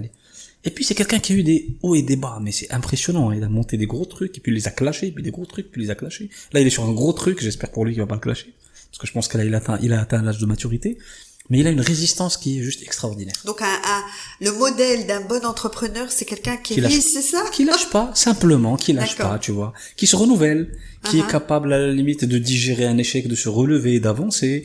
Et quand il arrive à la réussite, il sait la partager avec les gens, il sait rester lui-même, parce que lui, il reste lui-même, en tout cas dans son rapport avec moi, qui suis son Quand tu ami. dis lui-même, je ressens qu'il sait rester humble. Il sait rester humble et authentique. D'accord. Il est Parce comme il que est. en fait, on a parlé beaucoup d'ego Oui. dans ta jeunesse, je peux le Oui, dire. c'est quelque chose sur laquelle j'ai beaucoup travaillé. D'ailleurs, quand je suis arrivée à tes bureaux, où il y a un accueil très sympa d'ailleurs, merci. Super, bah, je vais leur dire. J'ai senti ça, c'est qu'il n'y a pas d'ego. C'est simple en fait. C'est très friendly Alors, user. c'est très friendly. Ouais. La culture d'entreprise ici, c'est très friendly. Chacun connaît son rôle et chacun connaît, j'ai envie de dire, son apport, sa place, machin. On n'a pas besoin de les répéter ni de les dire. Pas forcément besoin d'amener beaucoup d'hierarchie ou quoi que ce soit. C'est fluide, ça roule, alhamdoulilah. Ouais. Est-ce qu'il y a eu un moment dans tout ce parcours où tu as eu envie d'abandonner? Mais c'est un moment. On a souvent envie d'abandonner. Ouais. On vit dans un environnement économique qui est difficile. Il faut le savoir. Raconte, je sais pas. Écoute, tu sais pas. Tu sais pas, d'accord. Non, le Maroc est un pays compliqué. Quand on est entrepreneur au Maroc, c'est compliqué, la vérité, parce que il faut beaucoup de boulot pour arriver à se positionner, beaucoup de boulot pour arriver à vendre, beaucoup de boulot pour arriver à produire, beaucoup de boulot pour arriver à réceptionner, beaucoup de boulot pour arriver à se faire payer. C'est quand même le parcours du combattant. Il y a beaucoup de gens qui font à peu près le même effort dans d'autres économies, ou comme a dit un ami à moi, il m'a dit je faisais le même effort au Maroc, c'était pour 5000 balles, je fais le même effort pour 50 000 $ ailleurs. Ça change tout. Les échelles économiques ne sont pas les mêmes. C'est-à-dire qu'en bûchant dur ailleurs, on arrive quand même à générer beaucoup plus de richesse économique parce que les environnements sont ouverts à la richesse économique, au partage, au développement. Ici, non. Alors ici au Maroc, moi ce que je pense du Maroc, c'est qu'il y a trop de consanguinité qui empêche l'élargissement. Bah oui. Aujourd'hui, ici, on est, alhamdoulilah, le Maroc est un pays qui évolue, qui évolue sur un certain nombre de dimensions. J'en suis très fier et très heureux, et on est très nationaliste dans la famille, c'est un truc. Absolument. Et même, on a les mêmes à la maison, je te rassure. Voilà, c'est comme ça. mais il n'en demeure pas moins qu'on n'a toujours pas compris au Maroc qu'il faut libérer de la place pour la jeunesse, pour les nouveaux entrants. Il faut accepter que quand il y a un nouveau secteur qui fleurit, qui se développe, qui grandit, ça doit pas toujours être les mêmes qui doivent venir se positionner dessus, ça doit être de nouveaux qui doivent arriver. Mais on n'est pas dans cette logique-là, parce que il y a beaucoup de baksahbi, comme on dit chez nous, c'est une réalité, hein. Il y a beaucoup de consanguinité qui fait qu'on retrouve à peu près les mêmes personnes un petit peu partout. Et dès qu'il y a Hamza, quelque part dans un secteur, dans une catégorie, dans un business, dans un métier, bah c'est à peu près les mêmes qu'on retrouve toujours, hein, avec leur filiation, avec leurs cousins, avec leur machin.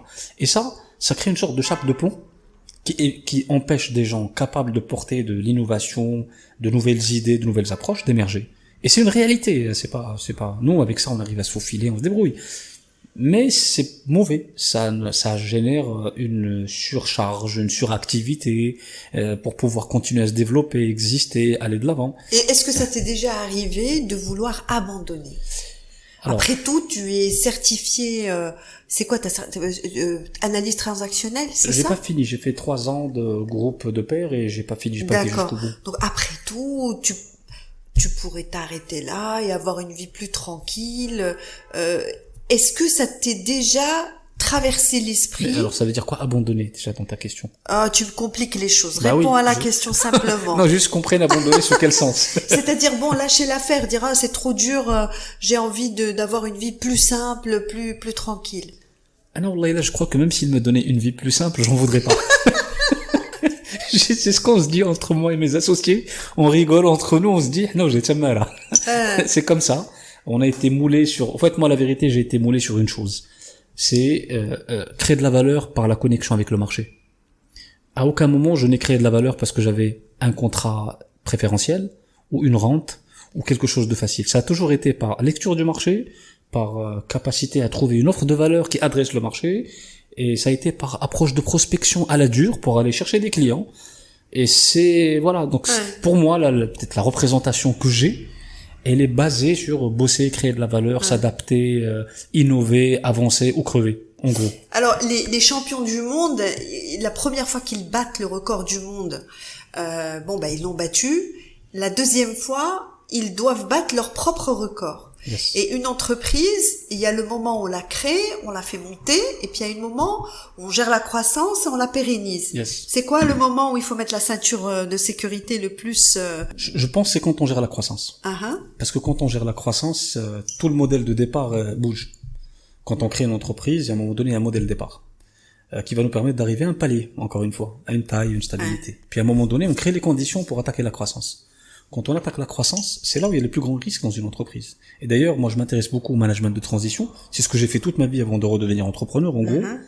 Et si tu remarques, tu as beaucoup côtoyé les anglo-saxons et les Américains choisissent toujours un homme ou une femme pour un cycle défini de la vie de l'entreprise. Celui qui va la lancer, ou celle qui va la lancer, n'est pas celui qui va assurer sa croissance, n'est pas celui qui va assurer sa stabilité, parce que c'est des états d'esprit, des mindsets différents. Donc, ce qui est difficile pour un entrepreneur, c'est de pouvoir changer de mindset au fur et à mesure des étapes. Alors qu'ailleurs, on choisit des profils spécifiques qui ont le tempérament, le caractère, pour mener un cycle. Une fois qu'ils ont fini un cycle, ils passent à autre chose. Et le cycle de croissance, c'est le cycle le plus difficile pour une entreprise. Parce qu'après, une fois qu'on a atteint un certain seuil de stabilité, bien évidemment, il faut du maintien, parce que là, on a pris ce qu'il y avait à prendre dans un marché. On a plus ou moins stabilisé quelque chose. Et il faut la gérer intelligemment pour continuer à garder, et puis la croissance devient beaucoup plus faible. Les risques, bien évidemment, quand il y a de nouveaux entrants, ils vont venir chez les grands pour bouffer des parts, pas chez les petits. Mais la phase compliquée, elle dit que la phase de la croissance, c'est comme quelqu'un qui fait de la plongée et qui doit faire remonter vers le sas. Ça dit que la remontée est compliquée. On peut se perdre. D'ailleurs, Driss Jebbar, qui est le fondateur de Cloudfreight, qui a fondé sa société en plein Covid et un an après a levé 20 millions de dollars. Et il m'a dit, c'est un Will Sveta, lui, il est de Sveta. Les auditeurs pourront écouter son interview sur le podcast 27. Il dit, il faut lever de l'argent quand on n'en a pas besoin. Et il a entièrement raison. Ne serait-ce qu'en termes de rapport de force dans la négociation. Parce que si vous voulez lever de l'argent alors que vous êtes en train de crever... C'est marrant, tu m'as vouvoyé dès qu'on a parlé d'argent. Je pense que je parlais aux auditeurs. Ah d'accord, ok. Non, il faut jamais lever de l'argent quand on a faim et quand on est acculé. Jamais, jamais. Moi-même, si je devais aller mettre de l'argent dans une entreprise, et si je comprends qu'il y a des signaux très alertants que l'entreprise se porte pas très bien et que je peux patienter encore quelques mois pour l'avoir pour une bouchée de pain, pourquoi je vais la payer au prix fort? Absolument. Donc, il faut jamais essayer de lever de l'argent quand on est acculé, quand on est aux abords. Au contraire, c'est quand tout marche. Et lever de l'argent pour faire de la croissance, c'est plus rassurant pour un financier que de lever de l'argent pour faire de la survie. Ouais. Si je te dis, I should learn to play the guitar, I should learn to play the drums. Dire Straits. Sultan of Swings. Ah, magnifique. Hein? Et en fait, j'ai pris ces deux, comment on dit, ces deux, c'est des phrases musicales. Voilà, des phrases musicales, parce que, il y avait guitare et batterie. Ouais. Et parce que, en fait, ça a un lien avec toi. Oui. Oui, guitare, c'est ma passion de toujours, depuis que j'étais tout petit. Tu voulais chanter dans le métro. J'avais beaucoup d'ambition à l'époque. C'est la représentation que je me faisais du métro de Paris quand j'étais tout petit. J'ai jamais été, mais j'imaginais que c'était un beau lieu super artistique parce que j'ai dû voir une vidéo, un truc avec des gens heureux, joyeux. Non mais sérieux, tu pensais que le métro c'était une salle de concert quoi? Ah, c'est très possible. Hein. Je te dis, tu me ramènes dans l'état d'esprit de 13, 14, 15 ans. Hein. Oui, c'est très possible. Non, je joue de la musique depuis tout petit. Je pense à commencer par... je suis allé chez une tante à la maison. Je suis monté à l'étage d'une maison Arbati Riyad. Je suis monté, j'ai trouvé une guitare électrique, je me rappelle toujours verte, une Stratocaster posée. Et je regardais ça, j'étais émerveillé. Hein, j'étais vraiment émerveillé. Je la prends, je savais pas jouer, j'étais tout petit. J'entends les cordes pincées et tout. Il y a quelque chose qui se passe, tu vois. Il y a vraiment le coup de foudre. Bon, après, j'arrive à la maison à Casablanca et je fais des mains et des pieds pour avoir une guitare. Ma première guitare avait 4 cordes au lieu d'avoir 6. Ça marche toujours avec... Ça marche toujours. Il y a toujours des notes, hein. C'est pas complet, mais il y a des notes. Donc j'apprends, mais j'ai appris la guitare en autodidacte, hein. C'est vraiment l'autodidacte. C'est-à-dire pincer, essayer, tester. Non, ça marche, ça produit. Ça, c'est ce son, ainsi de suite. Et à l'époque, on avait que les cassettes VHS, hein. C'était, Donc ma première guitare avait 4 cordes. Et ensuite, ma deuxième en avait 5. On passait une étape. Ah ouais, je passais une étape, hein. Puis ensuite, un jour, j'ai eu une bonne guitare avec 6 cordes correctes. Et voilà, j'écoutais beaucoup, je passais un temps fou à écouter de la musique, mais en tout cas, mes inspirations de l'époque, c'était les Guitar Hero de l'époque. Pas de l'époque, mais que moi, je découvrais. Qui sont toujours. Oui, mais moi que je découvrais à ce moment-là. D'accord. C'était Jimi Hendrix, c'était Lynyrd Skynyrd, c'était Eric Clapton, Santana, Stevie Ray Vaughan, B.B. King, voilà. Tout ça, c'est des sonorités plutôt blues, jazz, R&B, c'était ça un peu ma tendance. J'avais le copain de mon frère, hein, Kibir. Moi, je devais avoir 15 ans, 16 ans. Et lui et moi, on partait dans le jardin public. Lui, sa guitare et moi, ma guitare. Lui, à l'époque, il buvait. Moi, j'avais 16 ans, donc je buvais le coca. Pour ne pas dire autre chose. Et puis on jouait, hein. Et j'ai appris à jouer avec lui, hein, faire les accompagnements, hein, pendant que lui faisait ses petits solos. Je trouvais ça extraordinaire, hein, faire un solo à l'époque, c'était... Et puis la guitare, ça plaît aux jeunes filles. Ah oui, la guitare, c'est génial. Pendant un feu de camp, c'est quelque chose, hein. Et puis maintenant, c'est la batterie. Et alors moi, parce que tu t'es mis à la batterie. Oui, et puis je me dis que tu prônes beaucoup le lâcher prise. Oui. Je sais pas, je t'imagine sur ta batterie en train de lâcher prise. Je sais pas pourquoi j'ai cette image. Ouais. La batterie, c'est un super défouloir, la vérité, parce que d'abord ça, c'est physique. C'est plus physique que la guitare, parce que là, vous tapez quand même, hein, vous tapez un truc. On peut même imaginer certains visages et certaines scènes. Hein, absolument. Il y a pas de mal à se faire plaisir. Ah, absolument pas. Il y a vraiment aucun mal à se faire plaisir. Donc oui, c'est vrai que la batterie, quand je finis une séance de batterie, c'est vrai que il y a un petit soulagement, tu vois, c'est musculaire. Mais tu as des voisins sympas, non? J'ai une batterie électronique, en fait, étoffée. Je mets mon casque, je dérange pas les voisins, et je mets des trucs en dessous pour ne pas déranger sur le bruit de grosses caisses. Mais je dérange personne, hein. Je dérange mes enfants un peu qui entendent tac, tac, tac, tac, tac. C'est tout ce qu'ils entendent. Ouais. Moi, j'entends mais ils doivent bien aimer voir papa en train de s'éclater sur la batterie. Alors, ils adorent à tel point qu'ils ne peuvent pas laisser papa s'éclater sur la batterie. C'est un message, ça. Ah oui, mais j'arrête pas de leur dire. Je leur dis, je sais pas ce qui se passe. Il m'arrive de rester à la maison pendant longtemps. Vous venez pas me solliciter, vous venez pas me parler. Il y a rien qui se passe. Quand je me mets la batterie au bout de 10-15 minutes, c'est papa ceci, papa cela, papa ceci pour moi. Tu as vu la pièce de théâtre Une heure de tranquillité? Non. En fait, c'est un monsieur qui finalement arrive à dégoter un disque d'un jazzman d'ailleurs. D'accord. Et il veut juste une heure de tranquillité pour pouvoir écouter son disque. Et toute la pièce, évidemment, il va pas y arriver parce qu'il va se passer plein de choses. Donc D'accord. voilà, tu m'as fait penser à Ah ça. c'est ça. C'est ton heure de tranquillité. Exact. Alors dis-moi Nabil, on arrive bientôt à la fin de notre échange. La vie en fait c'est un puzzle qu'on passe notre temps à assembler. Est-ce qu'il est fini ton puzzle? Est-ce que tu as toutes les pièces? Est-ce qu'il t'en manque? Alors, je pense que j'ai assez de pièces pour avoir la vision d'ensemble. Mais j'ai pas toutes les pièces pour les précisions et pour le détail et pour la fin. Vision d'ensemble dans le sens, quand je dis ça, c'est que j'ai envie de dire qu'avec le temps, les expériences, le travail sur nous, je pense savoir qui je suis pas, qui je veux être, qui je veux jamais être. C'est pour ça que je dis j'ai la vision d'ensemble. Ça, c'est très bien. Je pense que il y a une ossature. Mais il y a plein de petites pièces à compléter encore. Mais l'ossature est là, je comprends un peu la statue que je suis en train de sortir du bloc de marbre, je commence à voir un peu ces grandes lignes, ces grands contours. Mais après, il faut travailler un peu encore le patinage pour que ça soit joli à voir. Il y a encore du travail. Mais la statue, elle a émergé du marbre. Elle commence à émerger. Elle commence. Oui, moi je reste convaincu qu'il y a encore d'autres choses qui vont émerger avec le temps, qui vont apparaître. Peut-être qu'il va émerger un homme à la guitare. Ah ben j'en sais rien. Je sais pas ce qu'il va faire cet homme à la fin. Ou un psy à la guitare. Chauffe. Il va émerger. J'ose. Ou un renard. Ah, tiens, c'est une bonne idée, un homme avec un petit renard sur l'épaule, tu vois. Voilà, sur le perfecto en cuir. Perfecto, voilà. J'aime bien l'image, Alors, si tu pouvais t'adresser à un jeune qui t'écouterait là, quel conseil tu lui donnerais? Alors, l'autre jour, je marchais dans la rue. Il y a un jeune qui m'a abordé. Je te jure, c'est réel, il m'a dit, monsieur, je peux vous poser une question? Je lui ai dit oui. Il m'a dit, si vous pouviez me donner un conseil, ce serait quoi? Un jeune. Qui doit avoir 20 ans. Comme ça, il marchait. Ouais. Je sais pas, ça doit être mes cheveux, ou ma barbe grise, ou un truc comme ça. Oui, tu fais un peu sage, hein. Voilà, on a très envie de te dire namasté. Voilà. Et il me dit, et moi, je marchais, j'étais dans mes rêves, dans mes trucs, parce qu'il m'arrive de parler en marchant, by the way. Et je m'arrête, et la première phrase qui sort, je lui dis, crois toujours en toi-même. Et c'est ce que j'ai envie de dire à un jeune. C'est crois toujours en toi-même. Parce qu'on est dans une société, on est dans un monde où les gens vont passer un temps fou à vous essayer de dissuader d'être ce que vous êtes. Ou de faire ce que vous voulez. Toujours en vous sortant des prétextes, des trucs, non, c'est pas possible, c'est interdit, c'est compliqué, c'est machin. Alors que beaucoup de gens ont des idées, beaucoup de gens ont des capacités, beaucoup de gens ont des aspirations, et on les bride. Le fait de croire en soi-même, c'est comme si, quelque part, la personne remplissait un peu le réservoir de kérosène ou d'énergie durable. Et ben, il va faire face à des obstacles, il va les sauter, il va avoir un mur en face, il va le contourner, mais c'est toujours parce qu'il a confiance en lui-même, qu'il croit en lui-même, et que petit à petit, les choses vont s'imbriquer, et qu'il va arriver à construire son chemin. Moi, je pense que c'est le conseil le plus précieux que je peux donner à un jeune. C'est dans le temps d'aujourd'hui, sois toi-même et crois en toi-même.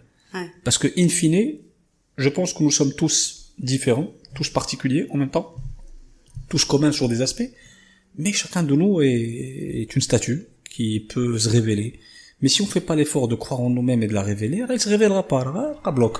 Absolument. Et moi, ce qui me dérange, c'est qu'on a une société, malheureusement, globalement, qui n'a pas encore suffisamment mûri sur ce que je peux appeler l'individuation.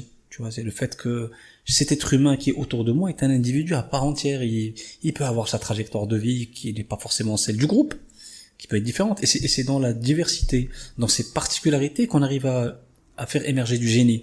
Parce que sinon, c'est un peu ennuyeux. Soviétique, quoi. C'est un peu, ouais. Tu vois, c'est un peu, tout le monde ressemble à tout le monde, tout le monde fait à tout le monde. Non, pas du tout. Je crois pas trop.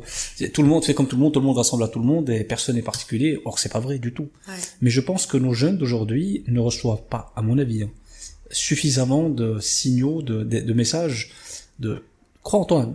Crois en toi ne veut pas dire, faut se la péter, excusez-moi l'expression pour les gens qui écoutent, mais crois en toi, en travaillant dur, en avançant, en travaillant sur toi, mais crois en toi. Ouais. Si on te ferme une porte, cherche une fenêtre, de la cave, c'est comme ça que tu vas réussir. Mais alors, message aux jeunes, mais message aussi aux gens de notre âge. Oui, alors message aux gens de notre âge, give back. Une fois que tu as atteint un stade de maturité, que tu as compris plus ou moins de quoi est faite la vie, donne du temps aux autres. Quand tu as la possibilité, donne du temps aux autres. Un peu de mentoring, ça fait du bien. Moi, je comprends avec le temps la valeur du mentorat. Tu sais, chez les Américains, c'est naturel. Ouais. Il y a quelqu'un qui va te mentorer, mais c'est précieux. Quand vous prenez, moi, des fois, je reçois ici au niveau de l'agence, des jeunes porteurs de projets qui viennent, j'en ai eu 2 là, comme ça de mémoire il y a pas longtemps, qui sont venus avec des idées de projets intéressantes. méga risqué. Le gars, le pauvre, il va mettre de l'argent et il vient nous voir pour faire de la com, hein, pour commencer à amplifier. Moi, je l'écoute avec intérêt avec mon associé, on est tous les deux un peu viejos. On l'écoute, puis on lui dit, écoute, c'est super, mais deux questions. T'as verrouillé ça et ça? Il me dit non. Je lui dis, mais pourquoi tu vas commencer à communiquer, mon gars? Tu vas le faire, il y a un gars qui va venir, il va flairer l'idée, il va accélérer, et tu vas voir que les yeux pour pleurer. Mais le gars, il sort d'ici hyper heureux. Moi, je fais pas de business, c'est pas grave, c'est des jeunes. Mais il sort d'ici, il se dit, ouais, mais c'est vrai, il a raison, le gars. Mais moi, j'allais me rentrer dans un mur, parce que personne ne m'a jamais donné de conseils. Alors pourquoi moi je dis ça en particulier? Parce que moi, tout ce que j'ai appris, je l'ai appris tout seul. J'ai pas eu de mentor. Je viens d'une famille qui connaît rien aux affaires. Rien, ah ben alors là, rien du tout, de chez rien du tout, de chez rien du tout. Et même le contraire, tu vois. Donc, ce que j'ai appris, je l'ai appris en me tapant la tête contre le mur. Et des fois, je me dis, si j'avais eu la chance d'avoir une sorte de grand frère, quelqu'un qui, à ce moment de ma vie, m'aurait donné tel conseil, m'aurait permis juste de perdre 6 mois, perdre 3 mois, ne pas faire ceci, en m'expliquant pourquoi c'est pas bon de le faire, tu vois. J'aurais probablement gagné du temps. Peut-être que j'aurais pas appris tout ce que j'ai appris, parce que c'est en tapant le mur qu'on se durcit.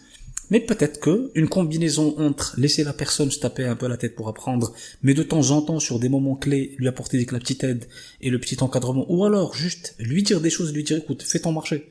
Je vais te donner quelques idées, tu fais ton marché. Mais je suis sûr et certain que ça tourne dans la tête. Tu vas dire que la petite idée que tu lui donnes, même en faisant son expérience, il dit, ah ouais, l'autre jour, le gars, il m'avait dit qu'il y avait le risque que ceci peut-être arrive. Maintenant, je commence à avoir des symptômes, tu vois. Donc moi, je dis, pour notre génération, franchement, ne pas hésiter à faire du give back à la génération d'état là, parce que on a peut-être nous eu la chance de grandir dans un environnement qui était moins déstructuré, dans lequel on a vu venir la technologie, on a vu tout ça, les années 80, 90, on a vu le monde changer. Donc on a le référentiel d'avant, et on est en train de regarder comment ça va. Là, des jeunes, ça qu'on a le référentiel d'avant. Donc aujourd'hui, peut-être nous, on peut faire avec le lien de passage, la transition douce, vers le monde de demain, parce qu'ils ont un regard de la vie. Et être dans l'authenticité, parce qu'on est à l'ère des filtres. Ah oui. On est à l'ère où, en fait... L'Instagram. Oui, et l'Instagram... non, mais ce que je trouve incroyable, c'est les gens qui disent... Ça, c'est un ami de la vie réelle, et ça, c'est un ami de Facebook. Et il arrive qu'on rencontre les gens de Facebook ou Instagram et qu'on ait du mal à les reconnaître même, tellement il y a eu... Alors qu'on passe un temps fou à parler avec eux sur Instagram et sur Facebook. Oui, mais parce que on met des filtres et que cette authenticité justement dont tu parles et qu'on voit en toi, on le ressent. Également la bonté du renard. Je savais pas que le renard était bon. Écoute, celui de Saint-Exupéry. Relis les classiques. Tu sais que Le Petit Prince, je crois que c'est le livre le plus lu au monde. Je trouve que c'est très important ce type de message, d'être dans le camp des givers plutôt que des takers. Franchement, moi, je l'ai appris avec le temps et l'âge. Je suis très heureux quand je donne. Je l'ai lu, je ne l'avais pas compris pendant des années parce que j'étais peut-être trop jeune quand je l'ai lu. Mais avec l'âge et avec le temps, on se rend compte, parce qu'un jour j'avais lu un article sur les neurosciences qui prouvait que quelque chose se passait dans notre cerveau d'infiniment plus positif quand on donne que quand on reçoit. Ouais. Donc il y a quelque chose de l'ordre de la nature, vraiment de l'ordre de la nature. Et ça, je pense que par étapes, on travaille sur nous-mêmes, on arrive à des étapes de consolidation, on se sent plutôt un peu bien avec soi-même, et à partir de là, on est peut-être ouvert à donner aux autres. Mais si nous-mêmes déjà nous sommes dans des moments difficiles, on ne sait pas qui nous sommes, comme on dit en arabe, c'est pas possible. Je pense que c'est égoïstement travailler sur soi jusqu'à arriver à un stade, mais à partir d'un moment, je pense on peut ouvrir un petit peu le panier et commencer à dire aux gens, il y a des jouets, venez vous servir, parce que nous, à la limite, les jouets, on les joue avec. Et ce qu'il y a de plus précieux, c'est le temps. C'est le temps qu'on peut donner, et c'est le temps que tu m'as donné pour cet entretien. J'ai pas senti le temps passer. Moi non plus. Agréable. Merci beaucoup, Nabil. Merci à toi. Je vais te laisser le mot de la fin si tu as quelque chose à rajouter. En tout cas, pour moi, c'était un vrai bonheur de partager ce temps avec Monsieur le renard du modèle. Tu vas mettre renard, tu vas mettre modélisation, tu vas mettre big data, ça va être compliqué cette histoire. Non, mais il y a même d'autres choses qui se rajoutent et c'est très compliqué pour mon petit cerveau. Donc, je m'arrête là, je te laisse le mot de la fin et je te dis un énorme merci. Très bien, écoute, merci beaucoup. Moi, je te remercie infiniment pour ce petit moment passé. Je te l'ai dit tout à l'heure quand tu venais d'arriver, je t'ai dit c'est super, ça va me sortir de mon quotidien, c'est top, parce que ça permet, c'est une bouffée d'oxygène, et c'est une nourriture de l'esprit et de l'âme, je te remercie. Donc merci beaucoup, on retourne aussi. Je n'ai pas pour habitude de parler de moi, Et quand tu as fait la recherche, tu t'es rendu compte que il y a très peu d'informations me concernant qui circulent. Ah non, là tu gères très bien ta big data, toi. Hein. Je l'aime pas beaucoup, mais j'ai beaucoup apprécié ton podcast, au fait. Je ne ferai pas l'exercice facilement ailleurs, je te le dis comme je le sens. Parce que j'ai écouté le premier, j'ai compris que tu étais plutôt en train d'essayer de révéler chez les gens des choses de leur vécu qui pouvaient être utiles pour les auditeurs, pour que les gens puissent se dire peut-être il y a d'autres manières de faire les choses, il y a peut-être des gens qui ont des vécus dont on peut s'inspirer, et si je peux inspirer au moins une personne, je serais heureux, c'est cool, c'est déjà très très bien, donc j'ai joué le jeu et je te remercie infiniment. Ce que je peux dire aux gens, c'est j'ai appris que tout se prend dans la vie, que rien ne se donne.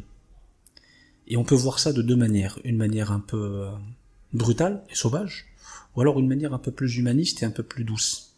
Moi j'aime bien la deuxième. J'ai commencé par la première, avant d'aller à la deuxième. On peut tout prendre.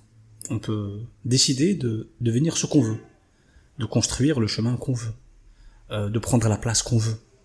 Mais il faut, à un moment donné de notre vie, faire le point sur un certain nombre de dimensions, de rapports. Le rapport à l'argent, le rapport au pouvoir, le rapport au statut, le rapport à la position sociale, le rapport à la matérialité des choses et à la profondeur des choses. Donc chacun de nous doit à un moment donné s'arrêter et dire ok, qui je suis et quel est mon rapport avec ceci, cela. Quand on a fait cet exercice-là, on a un peu scoré les choses, on les a mis à leur place, et on peut se construire un chemin et dire moi voilà ce que je veux être. Et je pense que j'ai eu la chance et le bonheur, c'est qu'à un moment de ma vie, j'ai eu cette intuition comme ça de dire ok très bien, bah t'as fait ci, t'as fait ci, t'as fait ça, t'as fait ci, t'as raté ci, t'as fait ça, très bien, t'en as voulu au monde, ben c'est super, ça y est, c'est bon, c'est l'été. T'as pleuré, t'as fait ta victime, super. Maintenant alors fais-moi la synthèse de tout ça et dis-moi qu'est-ce que t'as envie d'être comme être humain. Demain, qu'est-ce que tu veux être? Peut-être quand tes enfants te regarderont, qu'est-ce que tu veux qu'ils voient? C'est très important le regard des enfants, hyper important pour tous ceux qui sont parents. Donc je veux juste dire aux gens, c'est quelque part, tu as posé la question tout à l'heure en faisant un peu appel avec beaucoup de guillemets au coaching et tout, mais moi c'est pas dans le sens un peu cosmétique, mais dans le sens profond. Alors nous pouvons tous être ce que nous voulons être, mais il y a forcément un prix à payer, il y a forcément un chemin. Et voilà. Donc si on a envie d'arriver à quelque chose, on veut aller l'apprendre, et ben il faut passer le chemin. C'est comme le jeu vidéo, tu vois, pour arriver au premier truc. Tu peux recevoir une bombe sur la tête, ça peut être un trou. Mais juste arrêtons, parce qu'il y a quelque chose qui me dérange, moi, dans notre culture, c'est, encore une fois, cette histoire de c'est la faute à l'autre. On m'a pas fait, on m'a pas donné, d'où la madarchlia, il faut juste arrêter. Mais c'est pire que ça, parce que tu vois des gens parfois qui font des choses mais vraiment hyper dégueulasses, on va dire le mot, et qui vont trouver le moyen d'expliquer qu'en fait c'était pas de leur faute. Ah non, c'est l'autre. Non, c'est carrément toi, c'est la personne à qui ils font le truc dégueulasse, c'est de sa faute. Exact. Il y a une inversion des responsabilités level expert dans notre pays. Level very expert. Super mature expert. Et je trouve ça dommage parce que je suis d'accord avec toi, tant qu'on se positionne en victime fausse, pas vraie, ressenti pas ressenti, on progresse pas. Exactement. On progresse pas. Exactement. On se ment à soi-même. C'est ce que je passe mon temps à dire à mes enfants toujours. Je dis, tu peux mentir à quelqu'un d'autre, mais ne te mens jamais à toi-même. Ouais. À partir du moment où tu te mens à toi-même, tu commences à régresser. Mais si tu te regardes comme tu es, tu peux faire ton petit plan d'action et commencer à progresser à ton niveau. T'es pas obligé de progresser au niveau des autres. Mais au moins, tu regardes les choses comme elles sont. Et je pense que moi, en tout cas, toute mon expérience de vie, jusqu'à maintenant, m'a permis d'augmenter la dose pragmatique. Vraiment. C'est le pragmatisme des anglo-saxons que je respecte beaucoup. C'est c'est comme si, c'est comme ça. Faut pas se raconter d'histoire. Ça, c'est notre point de départ. Après, on fait ce qu'on veut. Peut-être que ça nous suffit, et c'est ok. Ça aussi, c'est quelque chose que j'ai appris du monde du coaching. Pas de jugement. Si ça te convient et que tu es à l'aise avec, c'est ok, point barre. Tu n'es pas obligé d'être comme quelqu'un d'autre ou de faire plaisir aux autres. C'est pour ça que je parlais du rapport à l'environnement, le rapport à l'argent, le rapport au pouvoir, le rapport à l'image. Ce sont des choses que les gens doivent questionner, et quand ils les questionnent et qu'ils arrivent à trouver des débuts de réponse, ils ont construit leur chemin. Après, il faut avoir le courage de le vivre, ce chemin. Et c'est là où il y a encore un peu de pousser. Tu vois, faut peut-être pousser un petit peu pour que beaucoup de gens aillent vers, et on le voit d'ailleurs, il y a une nouvelle génération d'entrepreneurs dans le pays qui est très intéressante, surtout dans cette nouvelle génération de jeunes qu'il faut accompagner. Il y a des choses qui changent, mais il y a des choses qui ne veulent absolument pas encore changer, donc il faut les bousculer, il faut les prendre. Il faut les prendre du changement. Le changement aussi, ça se prend, ça se donne pas. Voilà, j'espère que ce mot de la fin apporte de l'utilité aux gens qui nous ont écoutés jusqu'au bout. Merci beaucoup. Merci à toi, merci à toutes les personnes qui vont écouter ce podcast. Et puis voilà. Eh ben écoute, merci infiniment Nabil. Merci à toi. J'ai passé vraiment un excellent moment. Je suis sûre que les personnes qui vont t'écouter vont être suspendues à ta sagesse, ta bonté, et puis aussi ton humour. Ton humour. Merci beaucoup Nabil. Et comment dirais-je, tout ce que je peux te souhaiter, c'est de continuer ce chemin qui est de plus en plus harmonieux et qui se voit quand on est en ta présence. Il y a des personnes, quand on est en leur présence, on ressent de la paix, on est apaisé. Tu as ce don-là. Donc, en tout cas, merci beaucoup. Ça prouve que j'ai grandi. Je ne l'étais pas avant. Merci Nabil. Merci à toi. Merci beaucoup. Merci.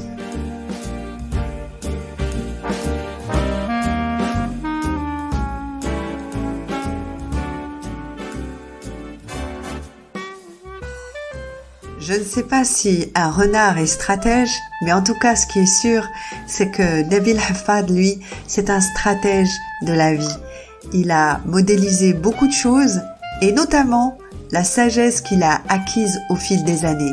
En quittant les locaux d'Archipel Média, j'ai repensé à cette guitare à 4 cordes avec laquelle il arrivait tout de même à faire de la musique.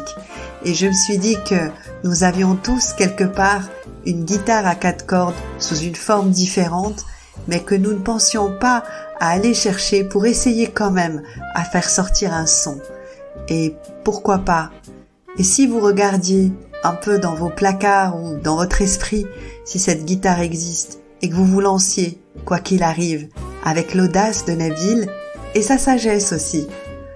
Merci à toutes les personnes qui écoutent le podcast, qui commentent, qui l'évaluent, que ce soit sur Spotify ou sur Apple Podcast.